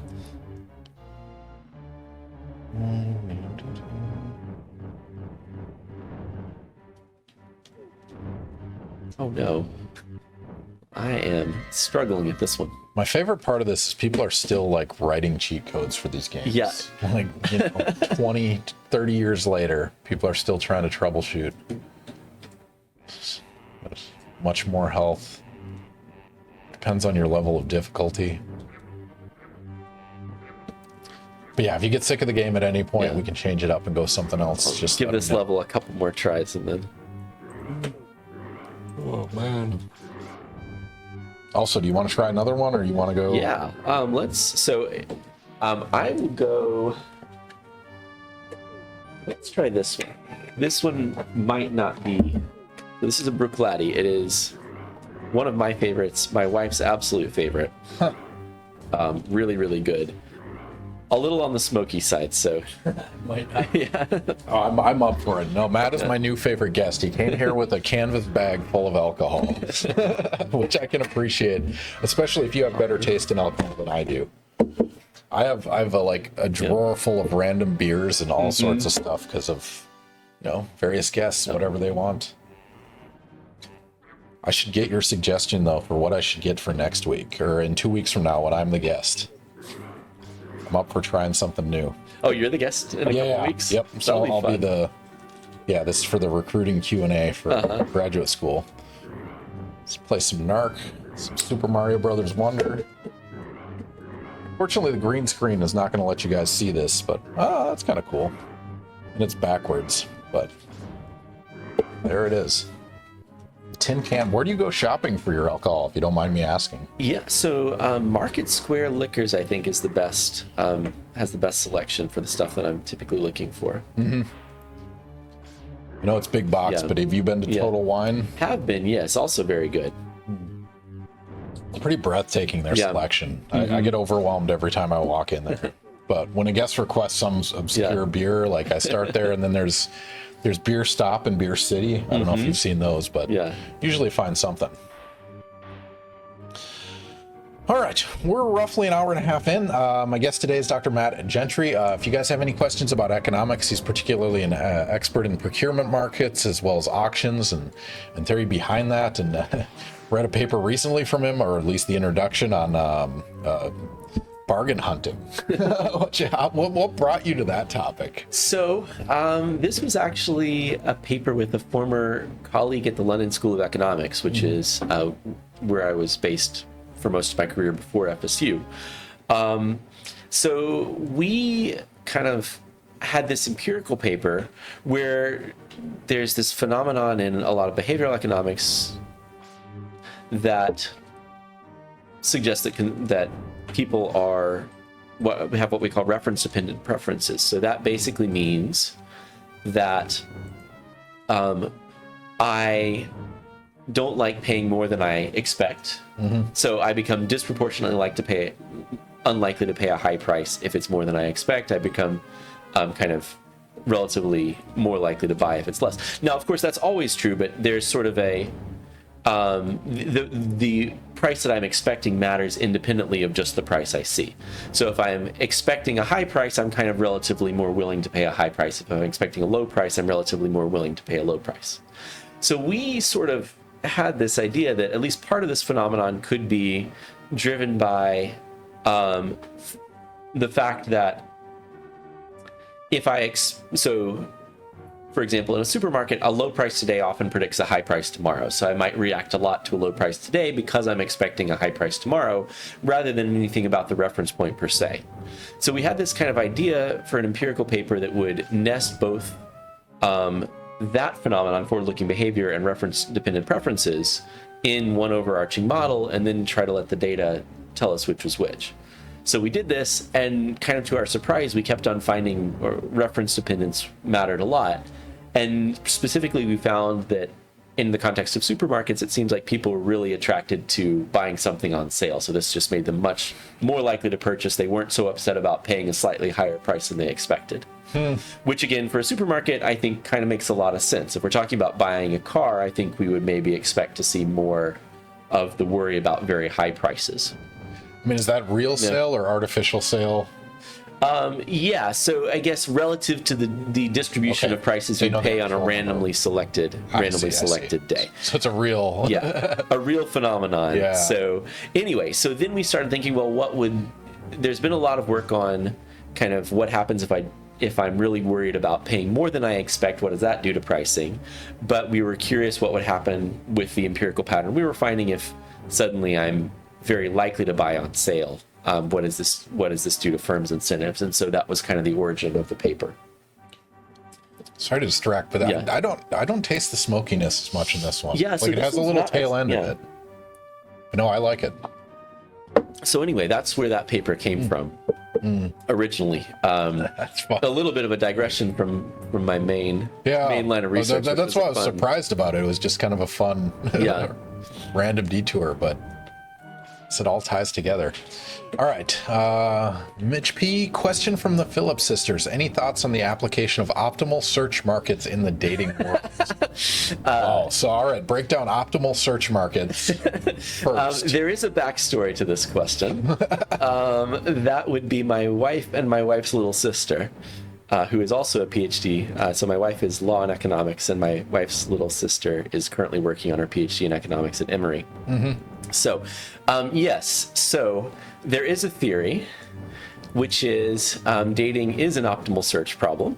So optimal search means you're basically, or it's an optimal stopping problem, more precisely. So you are proceeding along until you find someone that is above the threshold that's kind of would induce you to stop.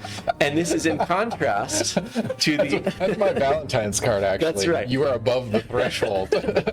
I would say it doesn't go over super well.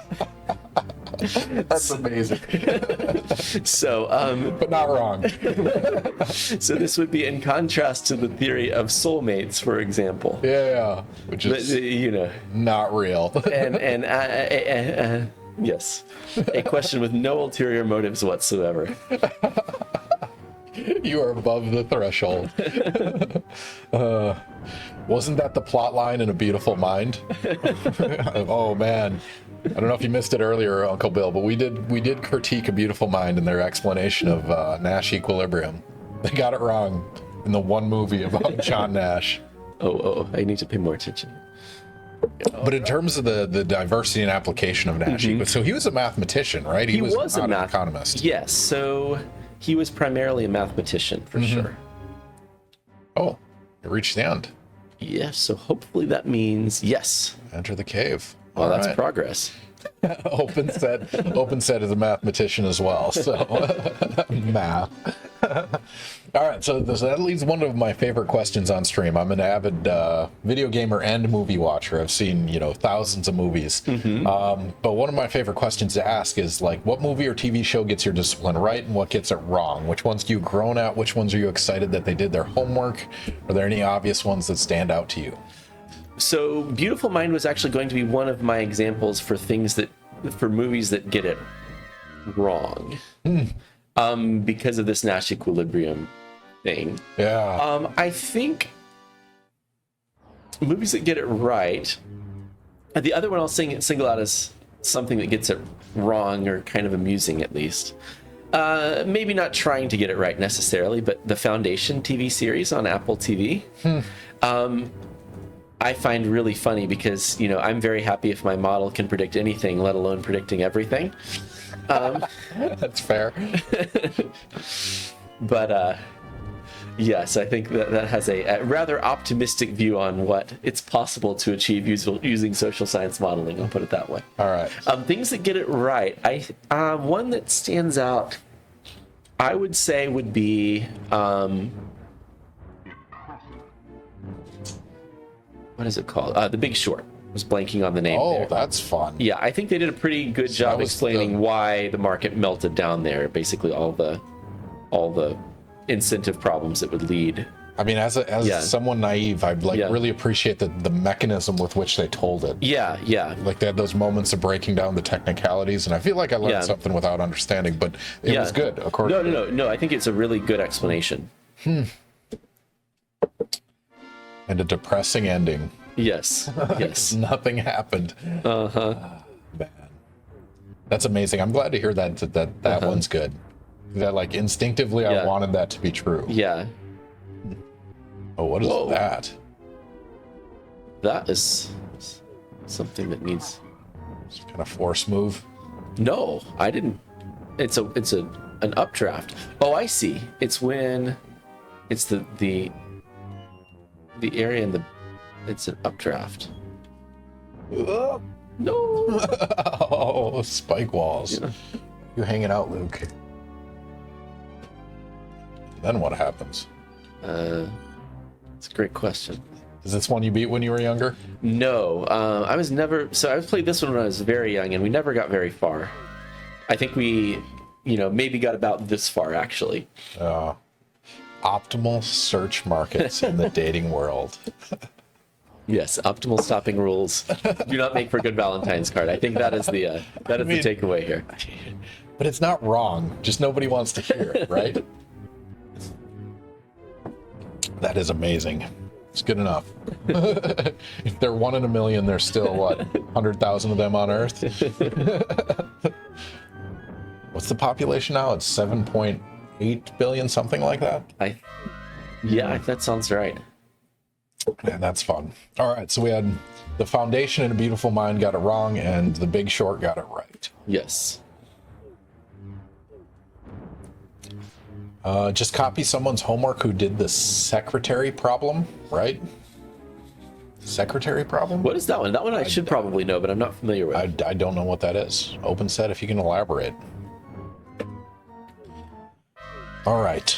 Other canned questions I should get through before I forget, because we're at 9:46, so we should do a prediction soon. But what's your favorite equation? The Bellman equation, which is a tool for solving forward-looking models. So I mentioned the idea of this bargain hunting paper was to try to figure out what happens if you're forecasting future prices, and you do that with the way you'd solve such a thing is with a Bellman equation. So it's basically a way to account for the value of the future. So. Boo. Mitch said boo at the Bellman equation. We have strong opinions in chat about the Bellman equation. Yeah, that's right. I did not expect opposition. No, your favorite is unacceptable. What's the opposition? What is that? So, I believe she was recently solving a lot of homework involving Bellman equations. Okay, that's fair. I mean, if you're laborious, but it's still presumably useful, presumably high utility. All right, catching up on some questions.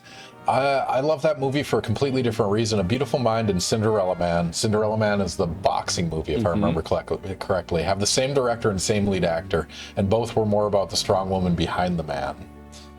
But I guess that wasn't realistic, right? Like Nash ended up divorcing his wife. I actually don't know that. I probably should. I mean, it's dramatized. I think that was the tragic true story behind it. Yes. Open set. It's an optimal stopping problem about a given pool of people to select for a role. How many you should interview before considering stopping? This is back to the reject 1 over E. Huh. Interesting. So I'll need to look up what the theoretical basis for that is, but that's a cool result. So can you explain that to the layman? The secretary problem? I mean, I can explain what open set is saying, but not the theory behind it. So oh no, that sounds good. Yeah. So basically you'd want to, so you start with a pool of applicants. You're trying to find ideally the best one, or at least the best one that's feasible. You need to get some sense of what the pool of applicants looks like. So the question is, how many should you interview to get an idea of the distribution before you stop? Yeah, stop. So the idea would be you interview a fraction 1 over E to get a sense of the distribution, then you stop when you get someone who's as good as the first person you rejected. So I guess this would be optimal search without recall. Or an algorithm for search without recall. Incidentally, going back to the optimal stopping rule for dating, that's also a Bellman equation problem. So the Bellman equation would be used to solve that problem. Why is it 1 over E? Why is that the optimal? Yeah, that's a good question. That's what I'd love to understand a little bit more. And I'm curious what sort of distributional, or if there is a distributional assumption that goes into that, but I don't know the foundation. Trini, wish me luck on my Anatomy 2 exam. Man, believe it or not, I did. So I changed majors 4 times as an undergrad. I went from athletic training to exercise science to biomedical science to chemistry. I fell in love with chemistry. But during that journey, I got to dissect a human. Oh, wow. So, like, I have that on my bucket list. Exciting. Good or bad. I got to spend time because, I mean, they prep the cadaver for anatomy labs and things like that. So, presumably, Trini, you had a cadaver in an anatomy lab. It depends on what level you're at.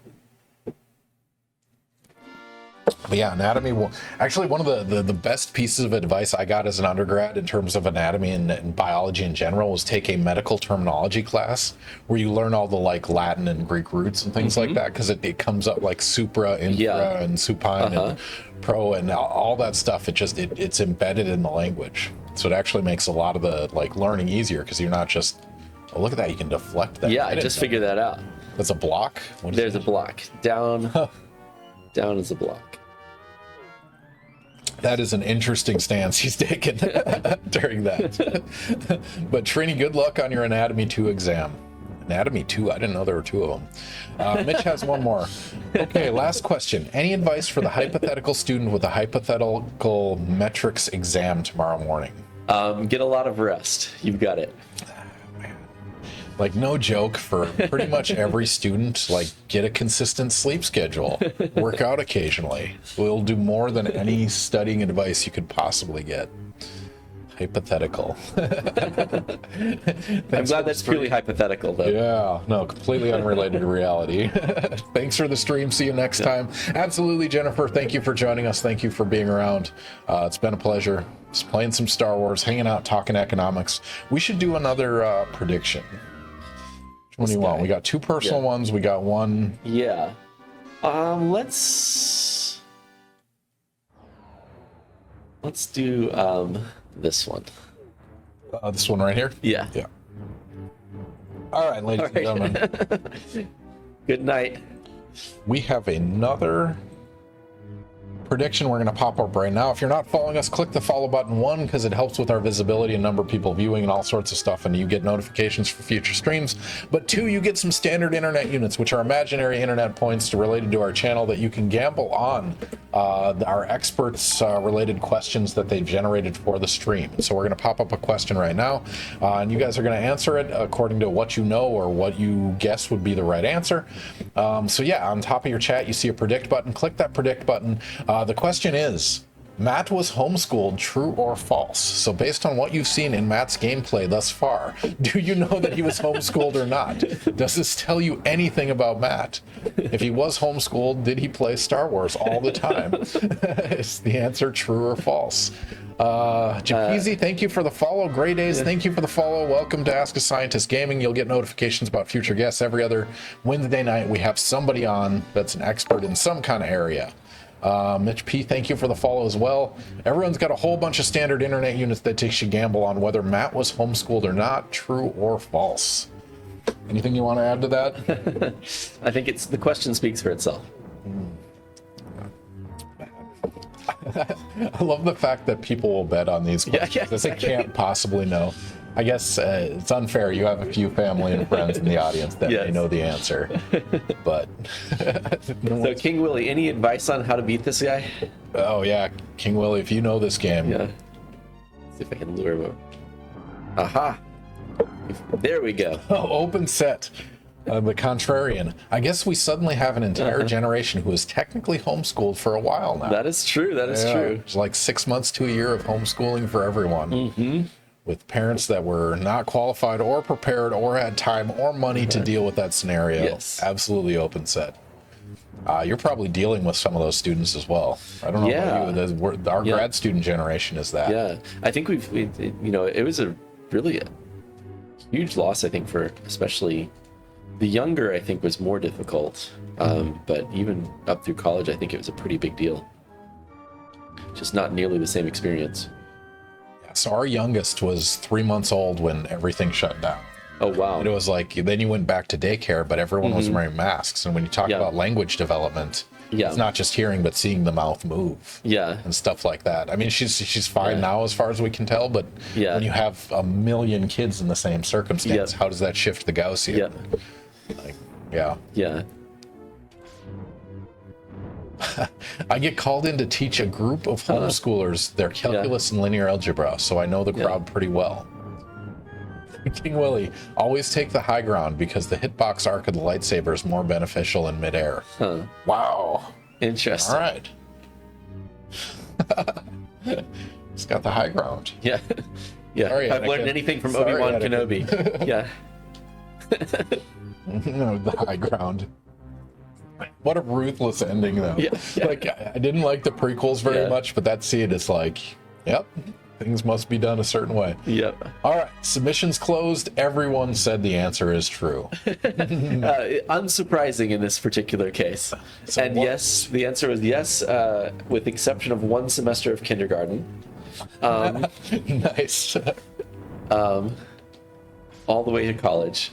So open set, I actually, so from high school, I was basically going through the math books myself. So I graded my own homework, but I wasn't familiar with the concept of partial credit, which meant that all my grades were really low. But what does that, I mean, what does a grade mean in that context? Not very, very little. Okay. But when you apply for college, how does that work? You take the ACT, SAT? Yeah, ACT, like that's SAT. The primary driver? Okay. Yeah, that's basically it. Did you also do a homeschooled PhD / postdoc? No. Can't claim that. I don't know why that's so funny, but it is. Homeschooled graduate school. I guess from a distance, it's not that off a wall anymore, but man, that's pretty intense. Oh, you man! So that was your parents' choice. They were in charge of your education then. Yeah. So mostly because we lived in a really small town in North Arkansas. So the what does really small town mean in this context? 1,300 people, biggest town in the county. Okay. Yeah.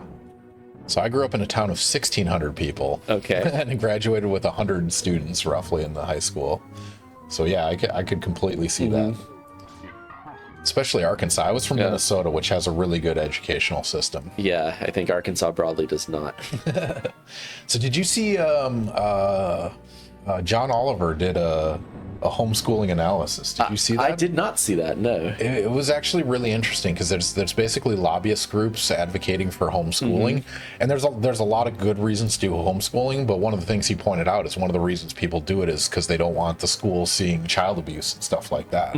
Yeah. It was like the pros and cons where you want to homeschool your kid for the right reason, you have to reach out to this group because they're the ones that are going to defend it in court, kind of thing. Mm-hmm.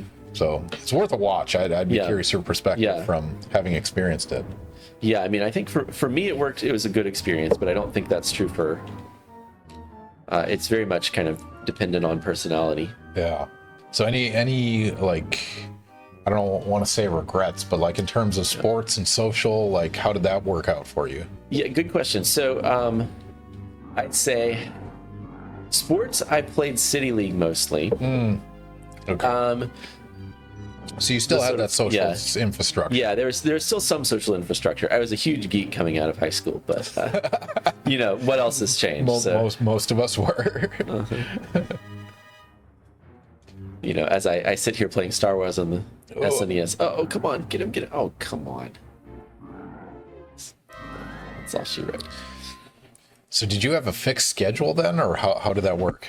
Not so much. I mean, it was basically there were like courses that I wanted to get through, and so I would do like one math lesson a day, one English kind of lesson a day, things like that. Was there a set curriculum and some pretty kind of set. standardized exams? We are in or watching this stream. We are probably slightly nerdy. You are absolutely correct, King Willie. Speaking of which, I got to change the name of the stream. We're on to Star Wars Empire Strikes Back.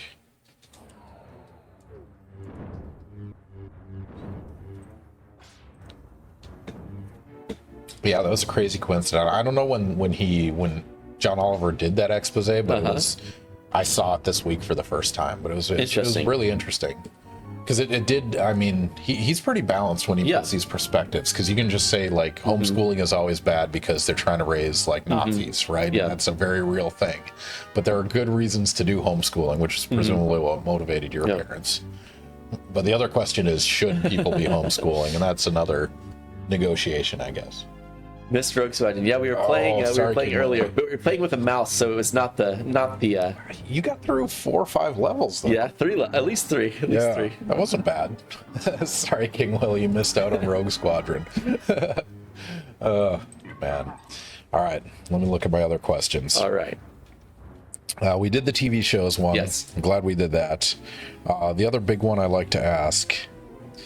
Unlimited budget, no moral qualms. You could do experimental economics. Yes. What experiment would you like to do? I would like.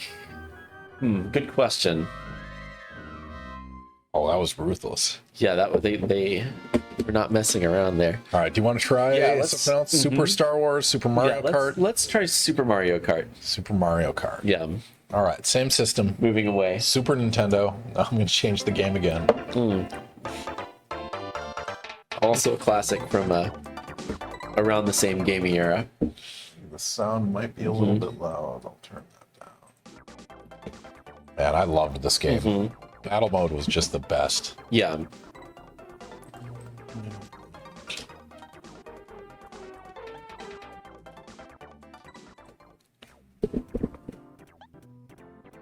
I think I played this on an emulator. Yeah, okay, so one experiment. I mean, shoot for the stars. We've had people, I'll give you an example. So, like psychologists wanting to do twin studies, so generating like septuplets and separating them at birth. I mean, shoot big. Shoot big. Dream big. So I think what I'd love to do with literally unlimited resources would be pick 2 neighboring states. Let's say, I don't know, Oklahoma and Kansas. And then change something fundamental about the way they do procurement. So for example, one thing that I don't think we do particularly well now is allow for the fact that different bidders have kind of different on-time, different performance. So they might actually deliver on time versus not, things like that. There's really no mechanism in the existing procurement, or very coarse mechanisms to try to use that information to determine who we should be giving contracts to.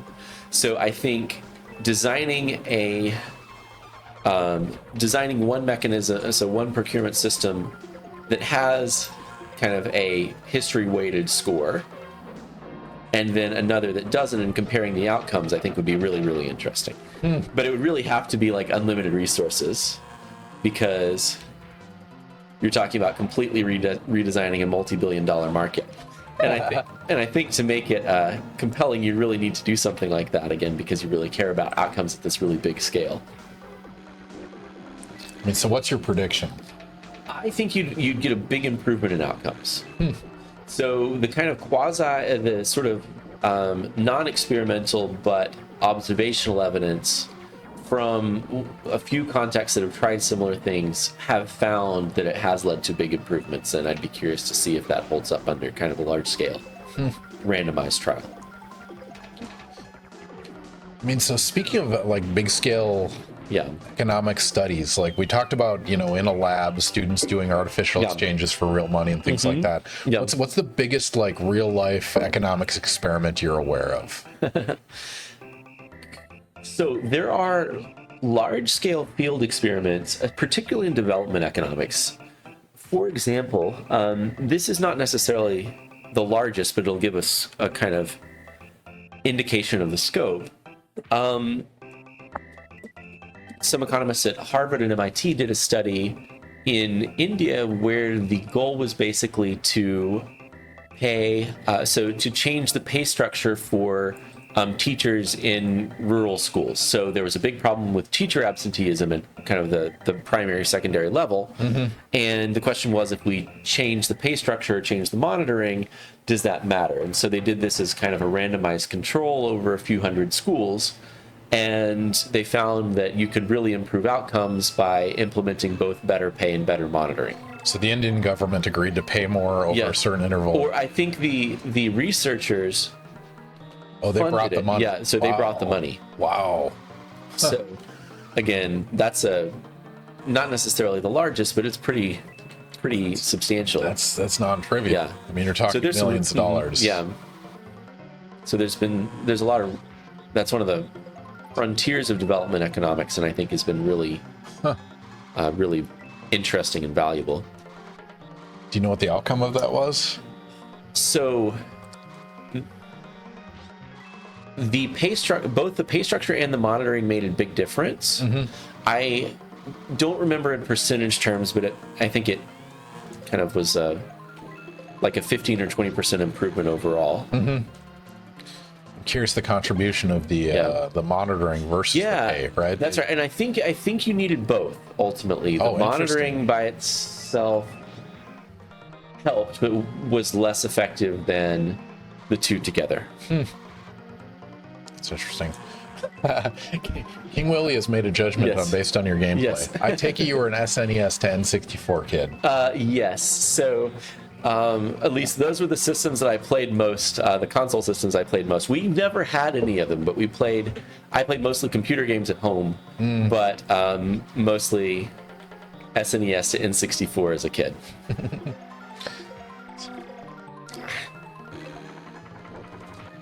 Oh, nice shot. The green shell sniped. We're earning them, ladies and gentlemen.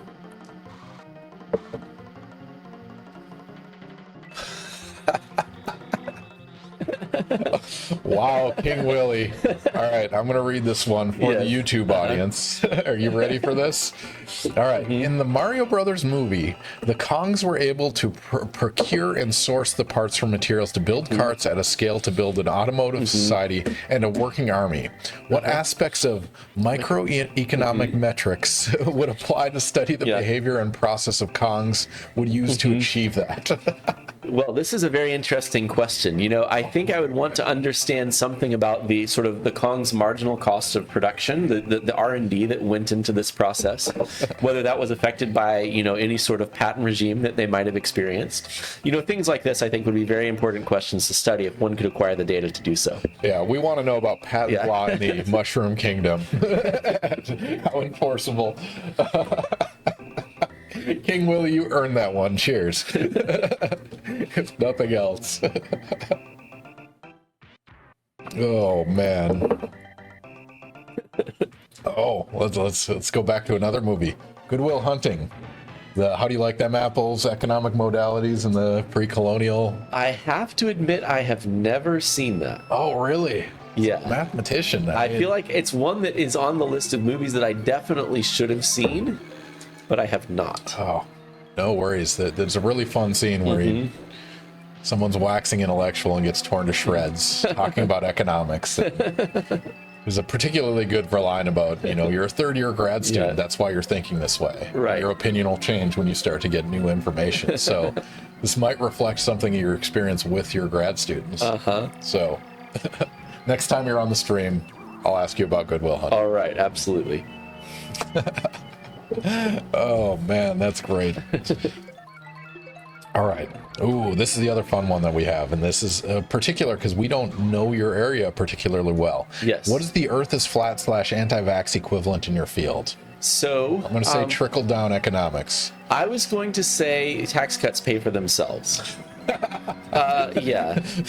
Mildly related. That's right. And again, not because it's impossible theoretically for that to happen, but the range of values at which that would happen is very far from where we currently are.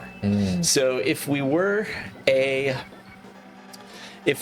tax rate were 100%, then lowering taxes would increase revenue because no one would do anything at 100%, and people would do something at 99%, and so you would likely see an increase in revenue there.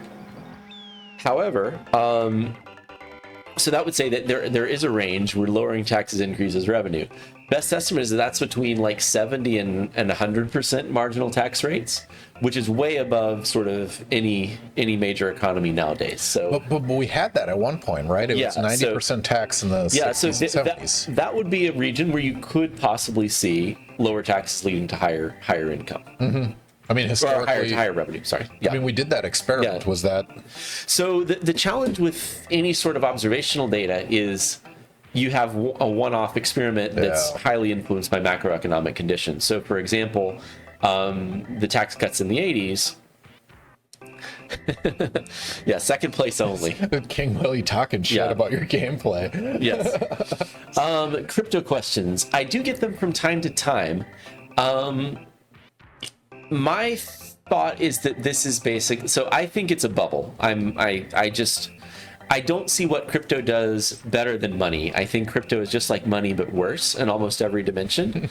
And so, it's a kind of cool idea, but I just don't see it having don't see it having I don't know what problem it solves that we can't solve better with something else. I mean, like real money, but worse. So to add weight to that, what is the worse aspect? There's no regulatory body. There's no accountability. What's the... Yeah. So not so much that. I think it's very resource intensive. It takes a long time to clear transactions. It's not that necessarily that secure. Maybe that's improved, but I had a former colleague at LSE who bought a Bitcoin just for the novelty back when they were like $1. And the first big spike, someone stole the key to his wallet and stole the Bitcoin. And it's wildly volatile. So sort of, it doesn't necessarily serve the role of a store of value. It doesn't necessarily serve a very effective role as a medium of exchange. Those are kind of the two things we want money to do. So, and then you add on kind of the potential concerns about lack of regulation and things like that. But that would be what I mean. All right. Ludes, shout out to ECP 3403. That's the class you're teaching? Yes. They need help with number 8 on the problem set. Which one was that? Yeah, Ludes, here's the thing. We give out homework and don't think about it until it's returned. Yeah, I mean, if I can tell you, I can probably help. I just have to remind myself which one that is. This is...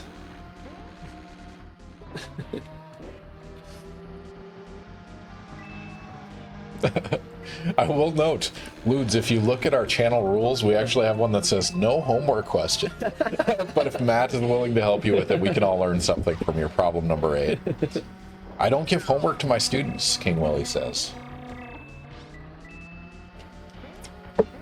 Yeah, we've shifted to active learning classroom. I don't know Yeah, if you're exactly. familiar with this strategy, but like, yeah, we're doing questions in class. We actually do clicker questions. My favorite part in the sciences is that we can do those clicker questions in class where there's more than one right answer, or there's no right answer, where you Yeah. can actually talk it through because that's Yeah. reality most of the time. I hate that aspect of chemistry tests where it's like, here's the answer. That's not real. Yeah, yeah. Like there's answers-ish and there's better answers than others, but oh man, crypto. Somebody brought up crypto. I knew that was going to happen. Yeah, I had a feeling it might. And it's a fair question. Uh-huh. Guess we could dive into NFTs as well if you want to. Yeah. So again, I mean, I think there is at least a kind of clear application of what it's doing. I guess it kind of depends on how much people value like having the actual digital asset versus a kind of an observationally equivalent replica. That's the part I've never really understood. It's fair. But people obviously do. So, you know, I think as long as that's the case, then there is kind of an application for having a unique way to determine. Come on. No! I had it. It was the mushroom into the wall. Oh, brutal. Oh, sorry, King Willie. Disappointed. All right, we should do another one. This one? Yeah, that one. You could have used the mushroom. You did use it, right? I did. I used it, but I just wasn't lined up right. So close, but so far. That was exciting, though. Yeah. I like it. Getting better. It's coming back a little bit. I mean, so we had Dave Stewart on, who's a statistician in the statistics department, and like he takes that lens to sports. Are you into sports? Do you watch baseball, football, fantasy league, anything? Less than I used to. I mean, I would say I've been kind of following the MLB playoffs. I was born in, well, I shouldn't say that.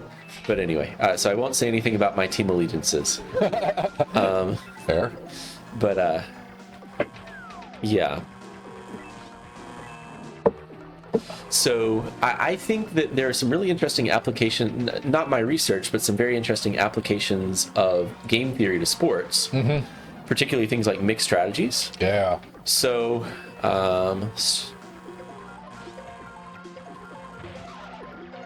and basically Ooh, nice. Lightning bolt. Take that one. I think this was the only Mario Kart that had a lightning bolt in it. Anyone can correct me if I'm wrong on that, but... I thought there might have been in the Super Nintendo version as well. 64 had it? But I don't remember specifically. No! Nice.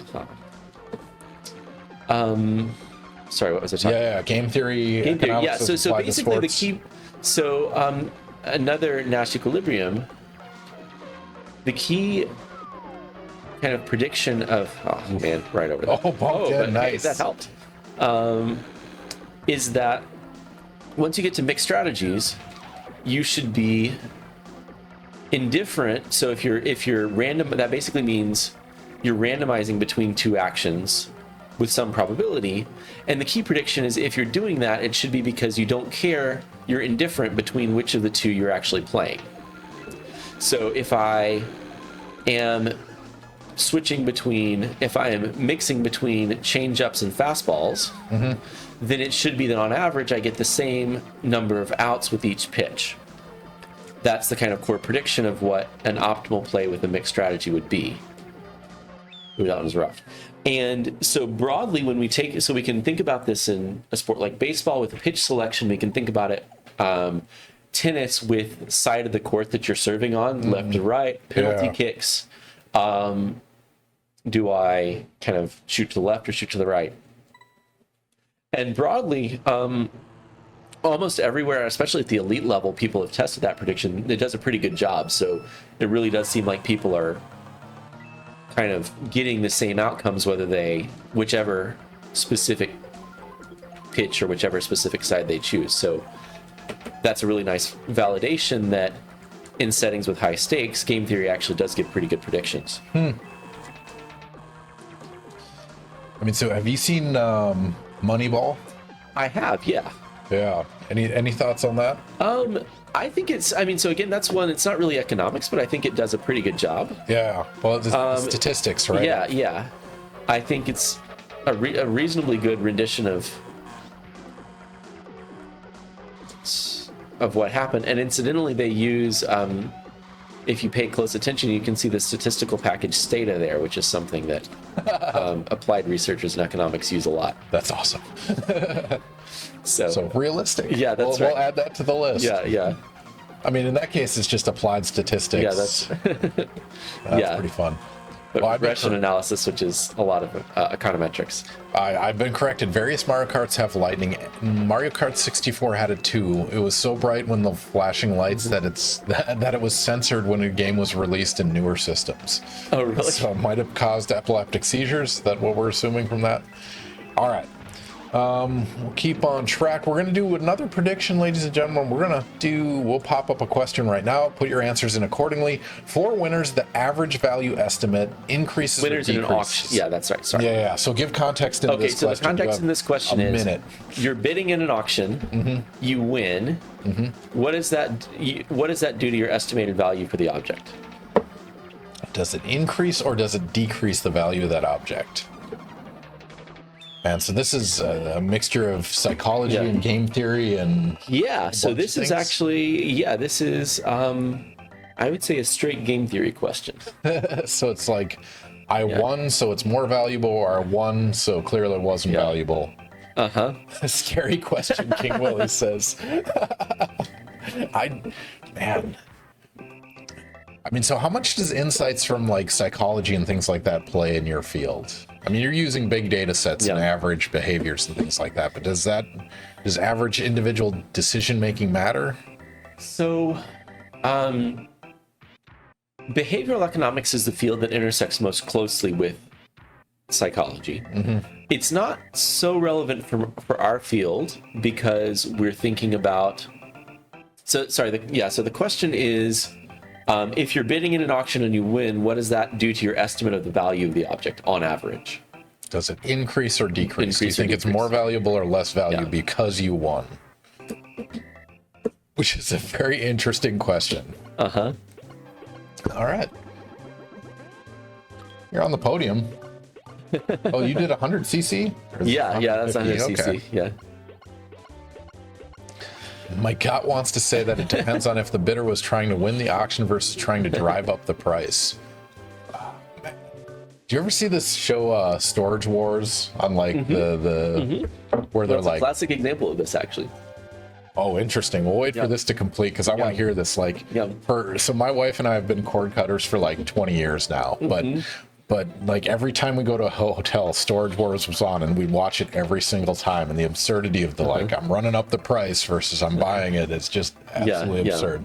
All right, Matt, what's the answer? For auction winners, the average value of their item estimate increases or decreases? The correct answer is decreases. The reason is, by virtue of winning an auction, you learn that everyone else liked it less than you. So in any situation where you care about where, for example, your resale value or the value of the underlying thing depends in part on what other people know about it, you're going to get it's going to be bad news that you won. By virtue of winning, you learn that the thing was worth less than your initial estimate. I mean, so this is called the winner's curse in auctions. Isn't that just intrinsically depressing? Like you won, but did you?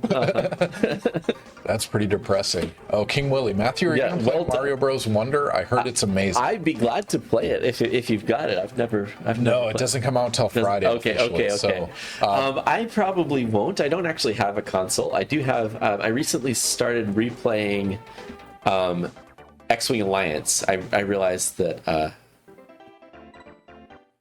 I had an old copy of that. Well done. So I started replaying that last week actually, and so that'll probably be taking me some time. King Willie, if you come back in 2 weeks, I'm going to be the guest on the stream actually, and I'm going to play Super Mario Wonder. I'm going to pick up a copy this Friday. I'm actually doing a Q&A for graduate school, graduate admissions, because I'm in charge of graduate admissions in the chemistry department. So we do once a year, we do our Q&A. It's a recruiting effort. We give out information like tell PUIs, come and show up, watch us play video games, ask questions, we'll drink alcohol. Ken interviews himself? Absolutely. No, actually, Justin Kennemer, the former chair of that committee and a former guest of this stream, will actually be the host. So he'll be the host, I'll be the guest, and yeah, I can pretend to talk to myself. Over the holiday break, I might do some speedrun streams, so yeah, that'd be fun. You should try Star Wars Squadrons, which is the latest X-Wing game. It's amazing too. I've heard really good things about it. Which system is that for? I think it's the console, so I unfortunately don't have a system that can run it right now. But I've seen kind of screenshots and it looks really fantastic. Star Wars Squadron.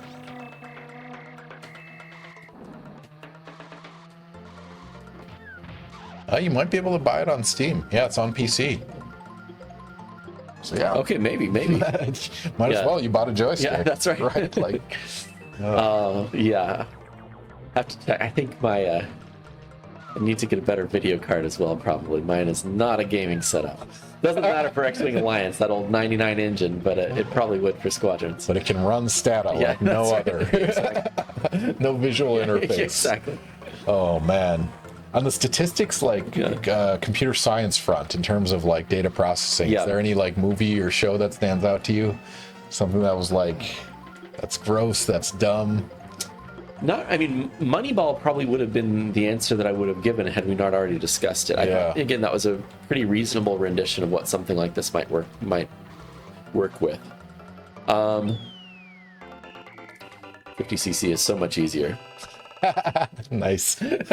Squadrons is best with a joystick, so I mean they're advocating. Yep. How much is it on Steam? Let's take a look. Probably 70.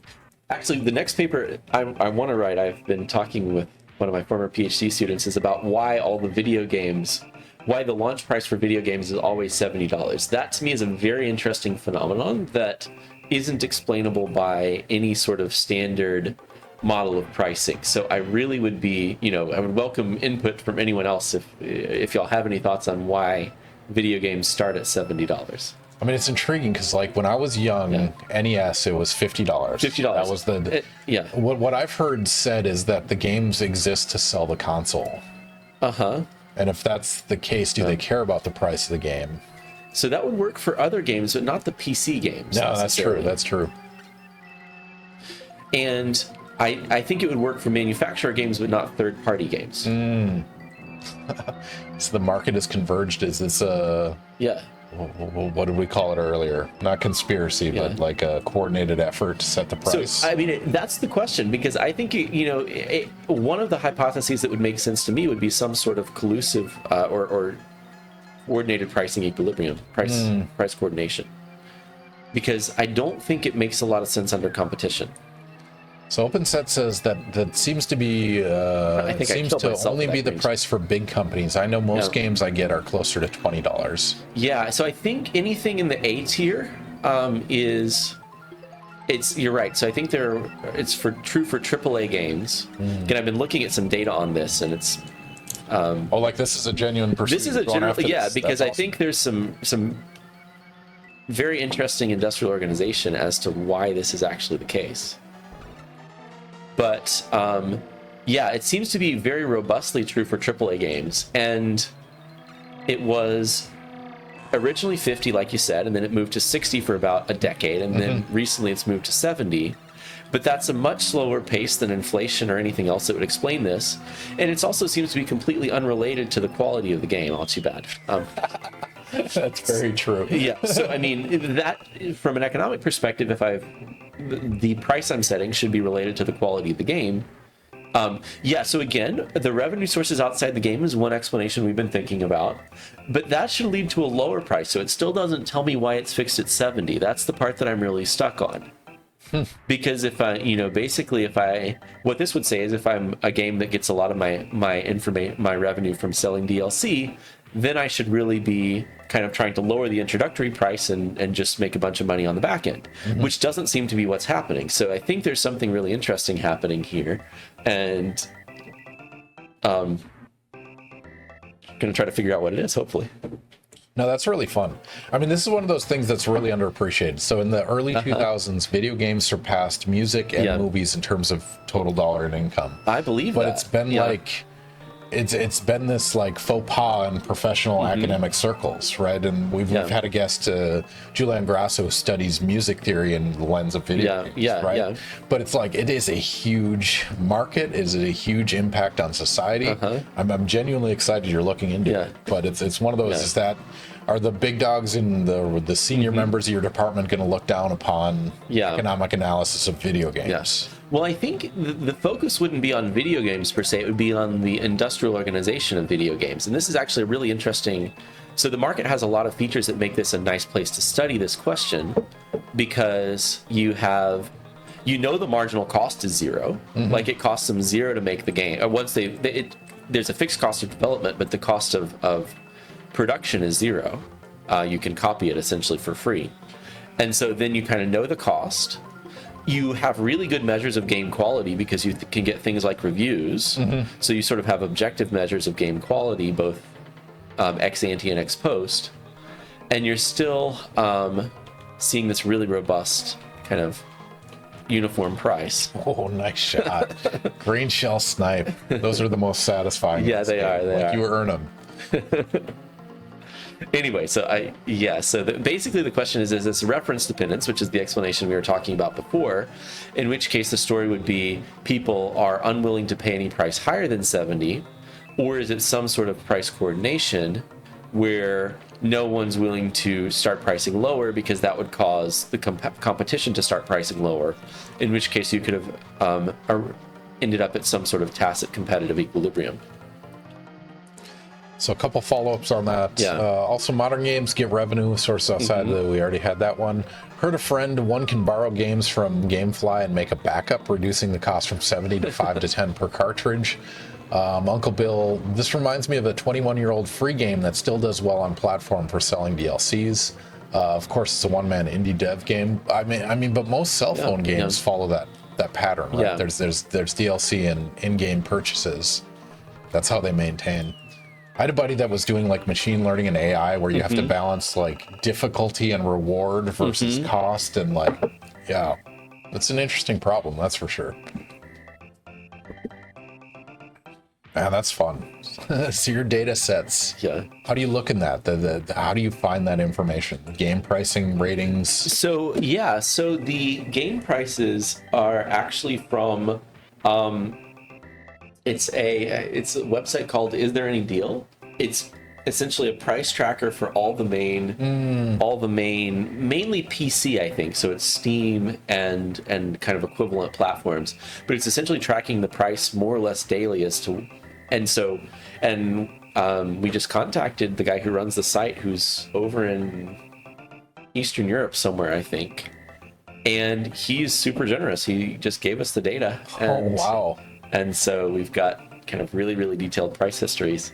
For the reviews, we'll have to do a little work. We know they're out there, but we'd probably have to collect them. Yeah. No, that's really cool. Like quantities sold, we have some Steam data on that, so we can look at least some of this. So still trying to figure out the right way to approach the problem, because again, it's not even clear to me what theory would explain what we're seeing. But is that unique to video games, or can you think of another example of that existing? That's a good question. I was trying to think of other examples, and I mean, movie tickets, I guess, would be one. Same type of phenomenon. That, I guess, is maybe a little more understandable. It would be hard for the theater, the theater doesn't care which thing of theirs you're seeing. In contrast, what makes video games a little bit more interesting is you've got different producers who are producing the same prices. Yeah. What else? I don't know. I was having a hard time thinking of examples. CDs, I guess, would be one back in the day when people bought CDs. What's a CD? Yeah. Oh man, we went to Best Buy, so our van has a Blu-ray/DVD player for the kids when we go on long trips and stuff like that. And we went into Best Buy 2 years ago, and we like asked one of the personnel there, like, where are the DVDs? And they're like, DVDs? What are those? Yeah. I don't know if they were messing with us or Yeah. if they were just young enough that didn't exist in their brain. It's like Best Buy has officially decided to stop selling DVDs and Yeah, Blu-rays. yeah. And they phased out DVDs. So anyway, That's wild. Yeah. that's And I not gonna- remember that was the state of the art. Yeah, exactly. All right. So can you? Yeah. We're at 10:32. All right. Let me finish this race and then we'll move on Yeah, to NARC. that sounds like a plan. I'm gonna close with NARC.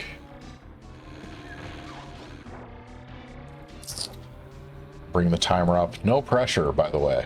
You're just competing against all your Oops. colleagues across all disciplines. You are our first representative from economics, which So I'll be the first in the department. exactly best by far, Yeah, but that's also the worst. So Well, that was the other advantage of being of being homeschooled. I was first in my class. I like it. I was the teacher's favorite every time. That's amazing. Should we try the last one?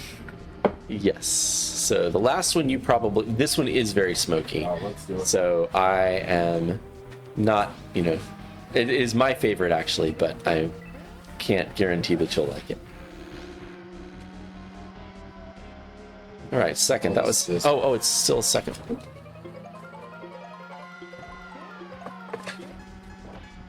Completely exploiting this opportunity to try a bunch of different scotches. So thank you for bringing these over. I really appreciate it. Ooh. So are you want me to pour that or you want me to? I will let me finish the race, and then I'll finish the race. Oh. Ah, man, I was at first. Oh, distracted by alcohol. I apologize. Totally. Isn't that the way? Oh man, that's wow. rough. That's rough. I'm gonna rank out here. First to worst. Oh, question. Sorry, I just saw your question. So, yeah, so this came about in grad school. I started working with one of my, a professor who specialized in econometrics, but with a kind of secondary interest in auctions. And I got really interested in the auction part. And so the thing that really drew me to this relative to the other fields in economics is that there's a really tight link between the models, so theory and data. Auctions, you have really clean models of what's happening, kind of what the optimal strategy for submitting a bid would be. That then tells you a lot about, you can kind of reverse engineer to learn things about how much people like the object or their costs for completing a project and things like that. So anyway, that's what I really enjoyed, and that kind of got me started. All right, so before diving into Sorry, NARC, let me try to. I was trying to stop this. your Scotch choice on this one. Okay, yes, this is the Ardbeg. The Ardbeg an Oa. So, from Isla. It's very, very smoky. One of the 2 or 3 smokiest whiskeys. Sorry, I revealed yeah. that earlier. I apologize. That's right. This is one of their sweeter offerings. So it's I think I can really good. smell it. Yeah, yeah, It's- you can it's- smell it. It's very smoky. That's pretty amazing. So I am trying to figure out how to exit here. No, I'll take care of it. So we're Yeah. going to go on to NARC, ladies and gentlemen. Okay. But cheers. Last scotch of the night. Thank you again, Cheers, Matt, for thank you. bringing over drinks. I appreciate it. Hopefully you guys have a drink in hand. Cheers. Hopefully you're drinking on a Wednesday night. I don't know if hopefully is the right word. Oh, yeah, that is a thick smoke. It's not Yeah. bad, though. It's not a harsh smoky. It's what you'd get out of a smokehouse kind of thing. Yeah. He winced. I don't know what it is. It's all right. We're moving on to our last game of the evening, ladies and gentlemen. Got something else smoky to cheers with? All right, ladies and gentlemen, are you ready? And so NARC is our go-to game on this stream. So funnily enough, during the last hurricane, we went to Destin And in Destin, they have a retro video game store. And at that video game store, I picked up this, which is a copy of the game NARC, which has the box as well as the manual for it. And so I'm going to read this for you, Matt, while you play. All right. You're walking right. You're finding doors as quick as you can. Do I need to do anything with the timer? You got it going. I got it. The timer is already running. Do you want to see the timer? You know, I think I better not. Okay. It's up to you if you want to see it or not. But yeah, walk right, avoid bullets, hold A to shoot bullets, tap A to shoot rockets, finding doors, walking through them, finding key cards, picking them up, finding a slot to put them in. All right, anyone that's not familiar with the stream, we close every stream with our guests playing NARC for the first time ever, at least for the most part. I think we've had one guest that had played this game before. Sorry, that explosion is something else altogether. Yeah, this is one of the ones that started the discussion about ratings in video games and things like that. Oh, really? So yeah, this and Mortal Kombat were part of that initial effort. But all right, here's the description for anyone that's interested. You are Max Force. Your mission: bust Mr. Big and destroy the dreaded criminal empire. Seize all contraband, stolen money, illegal weapons, use rockets, bombs, high-powered machine guns, apprehend all suspects, protect the innocent, and punish the guilty. Stop at nothing. So that's how you're closing your Wednesday night of... Excellent. Well... So you have the red card. Go up to that guy. Oh. And then go through the door. Okay. Oh, I see. That's what the safe was. Mm-hmm. Man, it's an interesting smoky, though. It's not like it was, like, added later. It's infused in the flavor. Mm-hmm. So it's much gentler in that sense. Yeah. So did you do whiskey tasting at these distilleries? So Talisker actually the only Scotch distillery I've done whiskey tasting at. I've been to a few bourbon places. Let's see, Jack Daniel's, maybe others. Mm-hmm. Did grad school in Nashville, so Jack Daniel's was. I mean, so did that give you a new appreciation of what you should be looking for and things like that? I think not so much. So I feel like I had a. Oops, yeah. Right. Oh, there's the rockets. Uncle Bill, that is correct. The game no one remembers and Ken tortures every guest with. It's kind of fun. It's infinite lives. All right, so up here you're going to shoot the guys wearing black. At close, there's a key card. Get that. You just got a really good RNG. I don't know if you're familiar with the RNG. It's random number generator. The card is like a 1 in 8 drop, and you got it on the first try. So go through the door. Wow. Yeah, no, nice. Yeah. That's where most speedruns die in this game, actually. It's that or this next level. Uncle Bill, you know how we roll on Ask a Scientist Gaming. It's just my mechanism for playing NARC on stream. Yeah, so one thing, when my wife and I went to Disney, they had a tequila tasting in the Mexico Pavilion, and it was by a person from Tequila, Mexico, like the actual region. And it was, I mean, I can't say I have like a good palate or anything, but I can definitely appreciate things more that I know contextually why. Yeah, keep walking right. You'll find a car eventually. But it was really interesting just to be walked through, like, here's things you can taste, and here's like, oh, if you smell chocolate. So you're going to jump in the car with tapping B. And then stay on the bottom. Yep, physics. Physics be damned. Oh. All right, and then keep walking right. Okay, so there's a landmine. That's fun. Yep. All right, what other questions should I ask you? What are the favorites? Was there anything on the list you wanted to be asked that I didn't cover? Dealer's choice. What is something you wish everyone knew about your field? All right. Okay, so I can dodge this guy. Yep. Keep going right. The stock market is very unpredictable. And I do not know how to predict it. If I didn't know how to predict it, I would be much... So tap B to jump over. Okay. Keep walking right. This is walk right the level. It's pretty terrible. I mean, I do like the way he's walking here. Yeah, we've described it as a saunter, which I think is the appropriate description. But stock market is volatile. And it's fundamentally unpredictable, I think, is the... So have you heard of this terminology, emergent complexity? No, I have not. Oh. So they talk about this with a lot with like neurobiology, right? Where you take one neuron, we know how it works. You put 6 together, we can predict it. You put 100 million together, and it's playing NARC on stream while drinking alcohol. And it's like this: if you have enough fundamental units together, it just has this crazy, unpredictable patterning. And stock market is a similar thing, right? Yeah. Individual decisions. Yeah, and you know, I think even so, on top of that, you have a bunch of people whose job it is to try to like use any tiny bit of information to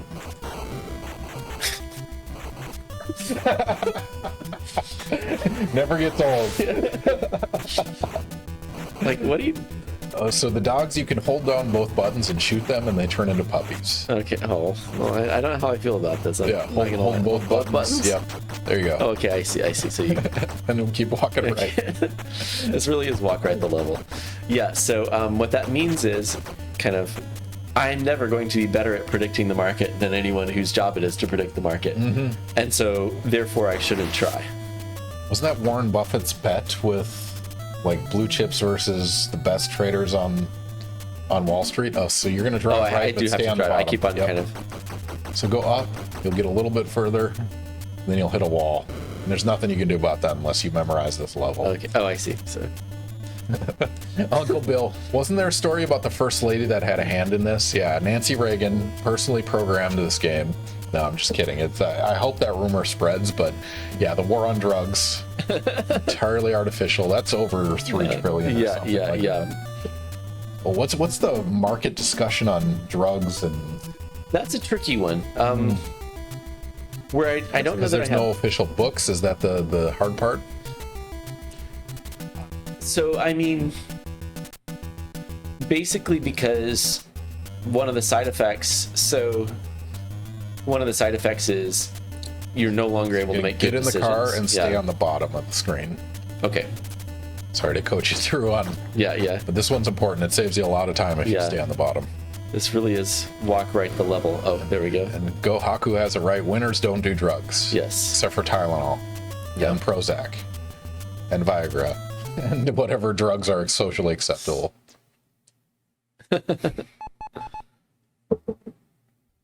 And coffee. And alcohol. And marijuana in certain regions of the country.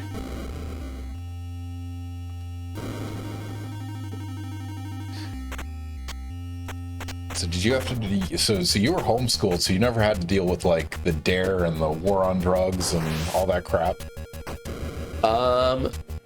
Yes. Not much, at least. Yeah. It's just I killed it's just myself. your parents looking at you and saying, "I'm not angry, I'm just disappointed." Yeah, basically. I like it. All right. If you guys have any questions, we have about 15 minutes left in the stream. Matt was well on his way to winning the war on drugs and beating the game NARC for the first time having played it. You're going to grab this white card. You're going to go up through the How door. do I grab it again? There we Just go. walk over. Don't. Oh. Oops. If you press up too much, you go back in the room and you have to go to the right. Oh. Sorry, I should have coached you through that much quicker, but so it goes. I would guess America's healthcare troubles confuse the issue as well. That seems like an intractable problem. Yeah. Agreed. Does this still not walk right? Oh, silver safe card over here. So, yeah, right in there. Sorry, I'm So I distracted. get murdered by the clown, which All right, I do know that you don't have to kill anybody. Like, it's literally now there's 2 bosses you have to kill at the end, and then you have to kill the people that drop cards, and that's pretty much it. Okay. Which one will happen here, and I'll walk you through that as it happens. But yeah, if anyone has questions for Matt Gentry, he's happy to answer them about auctions, about procurement markets. He's an expert in all those things. We also talked a bunch about bargain hunters and things like that. Fun side project, and also video game pricing. Why do they maintain a $70 cost despite being different distributors and suppliers, and it's over a decade, right? Where it's 60, 70. You're gonna walk left on. Well, I think that the 70 is relatively recent. It was at 60 for well over a decade. Yeah. And it was 50 for like 20 years before that. Yeah. Oh, what's the best textbook on procurement markets? Best textbook on procurement markets. So you're gonna shoot the Rambo-looking guys with bullets okay. at close range. So kill that person, turn around the other way, and with bullets shoot that guy. And green card, another RNG drop. I don't know how you're doing this, but it's making me frustrated. So this is one of the games I speedrun, actually. Yeah. So there are several good graduate textbooks. Harry Parsh has a good No, I haven't watched that movie. It has a good one. I forget what it's called. I think it's just called like Auctions or something like this. But it's kind of on. Paul Milgram has another one, putting auction theory to work. That's maybe a better one for starters. It's more theory. Kind of important issues. Putting auction theory to work. I'm going to put an Amazon link in case anyone's interested. So Milgram was I think he won the Nobel Prize for his work on auctions, among other things. Best textbook. I at first glance, I thought that was talking about the textbook market. Yeah. Which is another thing, because that's not a free market thing. No, right? no. That's a very different beast altogether. Am I missing something? Oh, no, that's just the door. That's it. Keep going right. Movie about Reddit, GameStop, stock market. Have you kept track of that? The GME stock? I haven't. No. Yeah. Is this the This is the meme? Yeah, the meme stock. Yep, where they basically fought back against the shorting of the stock. I don't know the details of it, but it's a curious exercise. Yeah. Where it's okay if certain people manipulate, but not okay if the masses do. Yeah. No, that's one I haven't seen. What? It's called Dumb Money the Movie. Which is kind of fun. Should I be? Oh, someone came out of that door. Ooh, open set. So you have that key card already. Okay. I'm wondering how studying econ changed your relationship to politics, particularly got way more frustrating. If it got way more frustrating. Did it change your lens? Yes, it did. Yet. Don't fall. So broadly, I'd say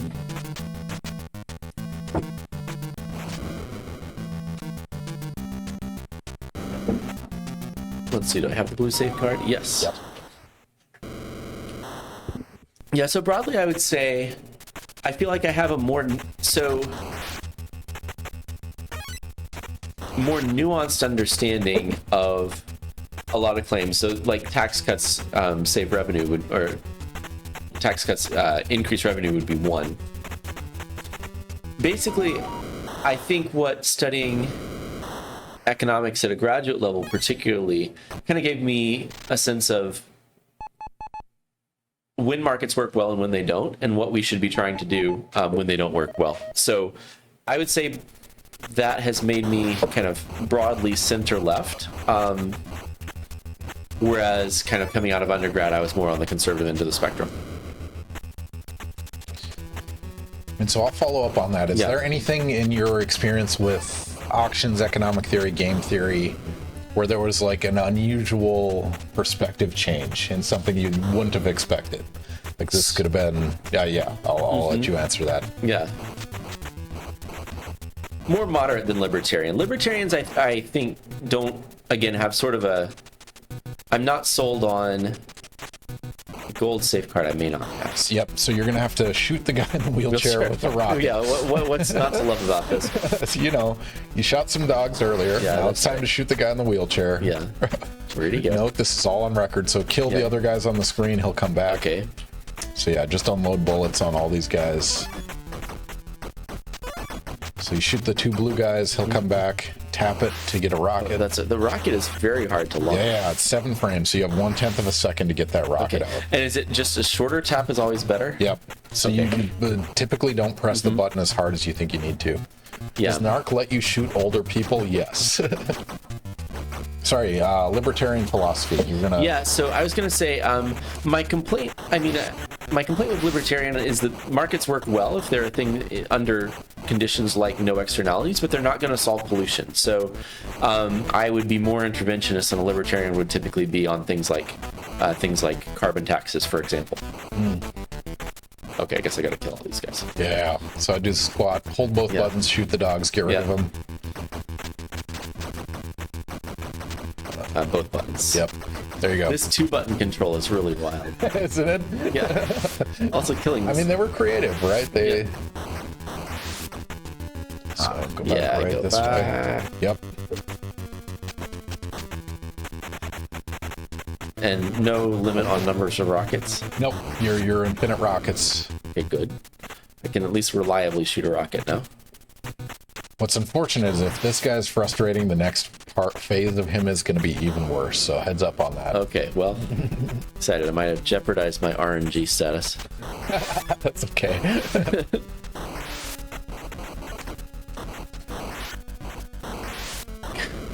Oh, there you go. So that's one.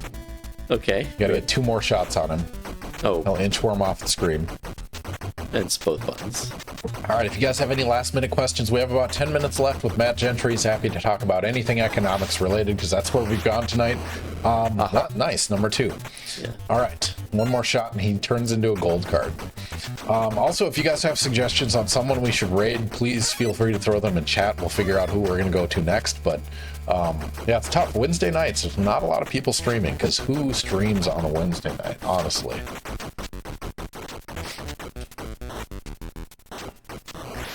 Honestly, I think a lot of my problem is just having trouble reliably shooting rockets. Yeah, so then, wow, nice. All right, stay right there. He'll drop a... How's that cognac?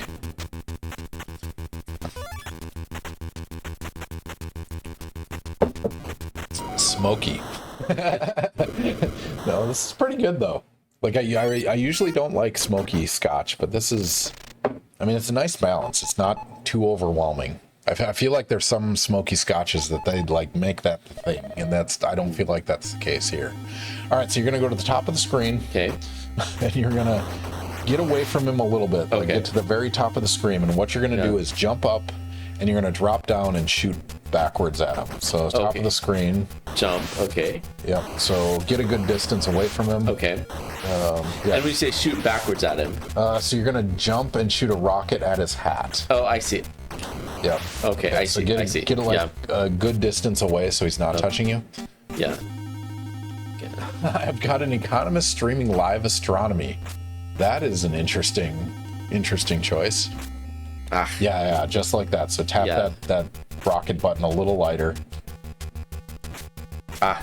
And so usually it's you're pushing the button too hard. It gives yeah. it too much time.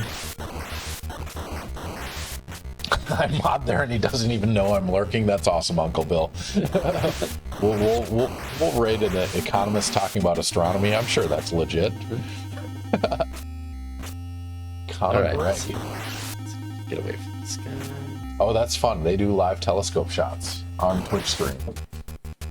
Not as fun as playing NARC, I'll tell you that much. I mean, what could be? So here's the thing is you need to get obsessed with this and become an expert at NARC. So one of the reasons I forced the audience to play this game is like when I was a guest on stream for like the Q&A, I played this, and then it became a running gag where I made every guest play it, and then it became a challenge where I should speedrun this game. Yeah. And for about a year, I was the world's fastest NARC speedrunner. Oh wow. So I figured out how to beat that previous boss pretty quickly. So what was your record out of It's curiosity? 9 minutes and 7 seconds, and the current record is 9 minutes and 4. That was really close. A little bit earlier on the rocket press. Yeah, you're very close. Getting the hang of it finally. 9 minutes 7 seconds. Wow. Yeah. I made the most elaborate YouTube video I've ever made is a speedrun tutorial on this game. It tells you how to beat it. Oh, there you go. Okay, so now rockets to the face, and that's it. Open set. I wonder if your channel holds the most streams for NARC. Probably not. So the current world record holder, Super Pit Pro, actually streams video games and plays NARC regularly. So I'm going to guess he does. So what you're going to want to do is walk that way, get in this range here, and you're going to turn back and shoot bullets at his vertebrae. Oh, so bullets. Yep. Raid Base, thank you for the follow. Thank you for joining us. If you have any last minute questions, Matt has about, 5 minutes or so left on NARC. So if you have questions about economics or auctions or, what else do you want to talk about? What didn't we cover tonight that you're excited? We've hit most of the high points at this point. And the low points. So the bullets, so what am I shooting at here? I'm not. Seem to just be kind of shooting through him.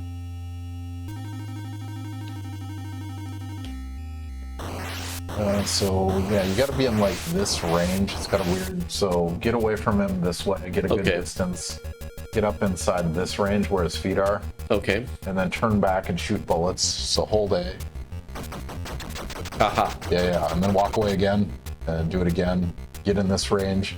It helps if you move up and down. The hitboxes are so dumb in this game. It's absolutely absurd. So I'm aiming for the base of his whatever this is, right? You're basically, when his head goes down, you're supposed to shoot the vertebrae. Okay, So okay, I see. He has to like align with you in a weird way. So yeah, you can't hit him when you're up here. You can't hit him when you're down here. It has to be in this range for some stupid reason.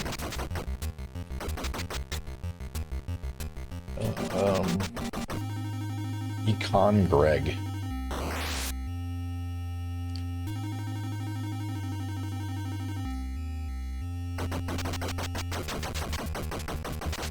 Yeah, that's fun. I'm a little jealous of like astrophysicists because they have a very visual science. Yeah. Like something that's very. Oh, there you go. So you saw the Yeah, I saw the 25,000. So yeah, go that way and in that range, shoot back. So are you basically, is his neck getting shorter here? Is that what's happening? That's it. You're going to shoot the vertebrae one at a time. So get up in, that range right there. No way to walk backward, I suppose.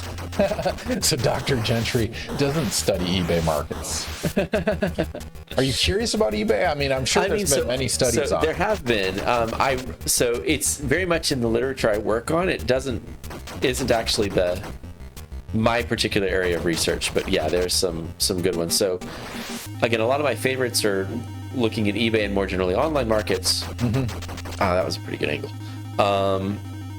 Kind of how buyers and sellers interact, bearing in mind that auctions aren't happening in isolation. So if I lose this eBay auction, I can participate in another one. That makes bidding a dynamic decision. And again, we're back to Bellman equations, which we mentioned earlier in the stream as the way to kind of model that. So I feel like those kinds of interactions when we're thinking about eBay as a platform are very interesting. Is there a notable difference in like an online versus in-person versus silent auction? Like, are the fundamental rules the same, or is there? There's quite a bit of difference. So basically, there are four main auction formats with different variations on them. There's what we call the first price auction, which is a silent auction. So you submit a bid, I submit a bid. They're both sealed, and then the bids are opened, and the high bidder wins. An ascending auction, which would be like if we're both bidding on a house and going back and forth. A Dutch auction, which is actually what's used to sell the 43,000 flowers I mentioned. So there, the priority is, as you can imagine, with that many auctions, to get through as many as possible, as quickly as possible. Throughput. So it's not maximizing price, it's maximizing frequency. Well, I mean, it is. So you're trying to maximize price per lot, but you have so many that in auction design, the main priority is you need to be able to get through very quickly. And so they use what's called the Dutch format, which is essentially there's a clock that starts high and goes down, and the first time someone hits a button to say, I'll buy at this price, the auction's done. So that's actually, from a bidder's perspective, strategically the same as a sealed bid. In either case, you win if you're the highest bidder, and you know nothing about what anyone else is bidding, but it's a different way of achieving it. And then the final is kind of main format. It's what's called a Vickery auction, which is I submit a bid and I pay the second highest bid. So I win if my bid is the highest, but instead of paying the bid I submit, I pay the second bidder's bid. So in that case, it's actually optimal to bid. I am stalling out with this guy. So I'll give you a little hint. When you get away from him, shoot back and move up and down a little bit. Okay. The hitboxes are really dumb. And especially when its head leans down, that's when you can hit those top two vertebrae, which is what you're trying to hit. Oh, I see. So yeah, turn back now. So when it ducks its head down, you're going to be able to hit those. Really wish there were a way to back up here. Isn't this terrible? I'm apologizing. I'm so sorry. What a way to close the night, huh? You will win the war on drugs. It's just a question of when. Yeah. It's a repetition of that. I mean, so following up Yeah. on that idea of various different auction types, Yeah. you don't do eBay, but so when I go to, I really like going to like Yeah. Kids Science Museum where I see like an exhibit that Yeah. explains the science in a really elegant way. Is it exciting for you or fun for you to go to an auction and see it in person? Is that intriguing? Is that fun for you? I enjoy it, yes.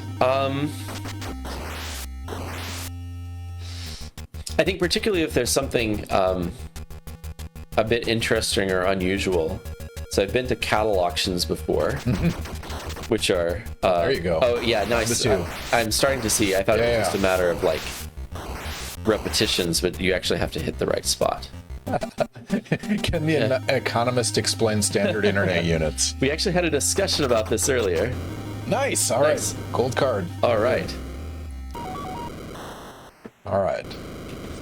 All right. Uncle Bill has not noticed the internet. Yeah, that's right. So this is civil forfeiture the level. Okay. You collect gold, but it doesn't help you with the speed run. So enjoy your gold bars. Jackpot. But anyway, like going to an auction, that's interesting. That's intriguing to see the live. Yeah. 25-21. Not bad. All right, so that's the game. That's it. You just won the war on drugs. Congratulations. Excellent. And got some gold. Yes. Now you should contact your local DEA recruiter because clearly you have the skill sets necessary That's to be a DEA agent. All right, now you can put your initials in. Yeah. Unfortunately, it's going to be the NES controller. This will be forgotten, but it brings you back to the days of old when you had the three letter. Oh.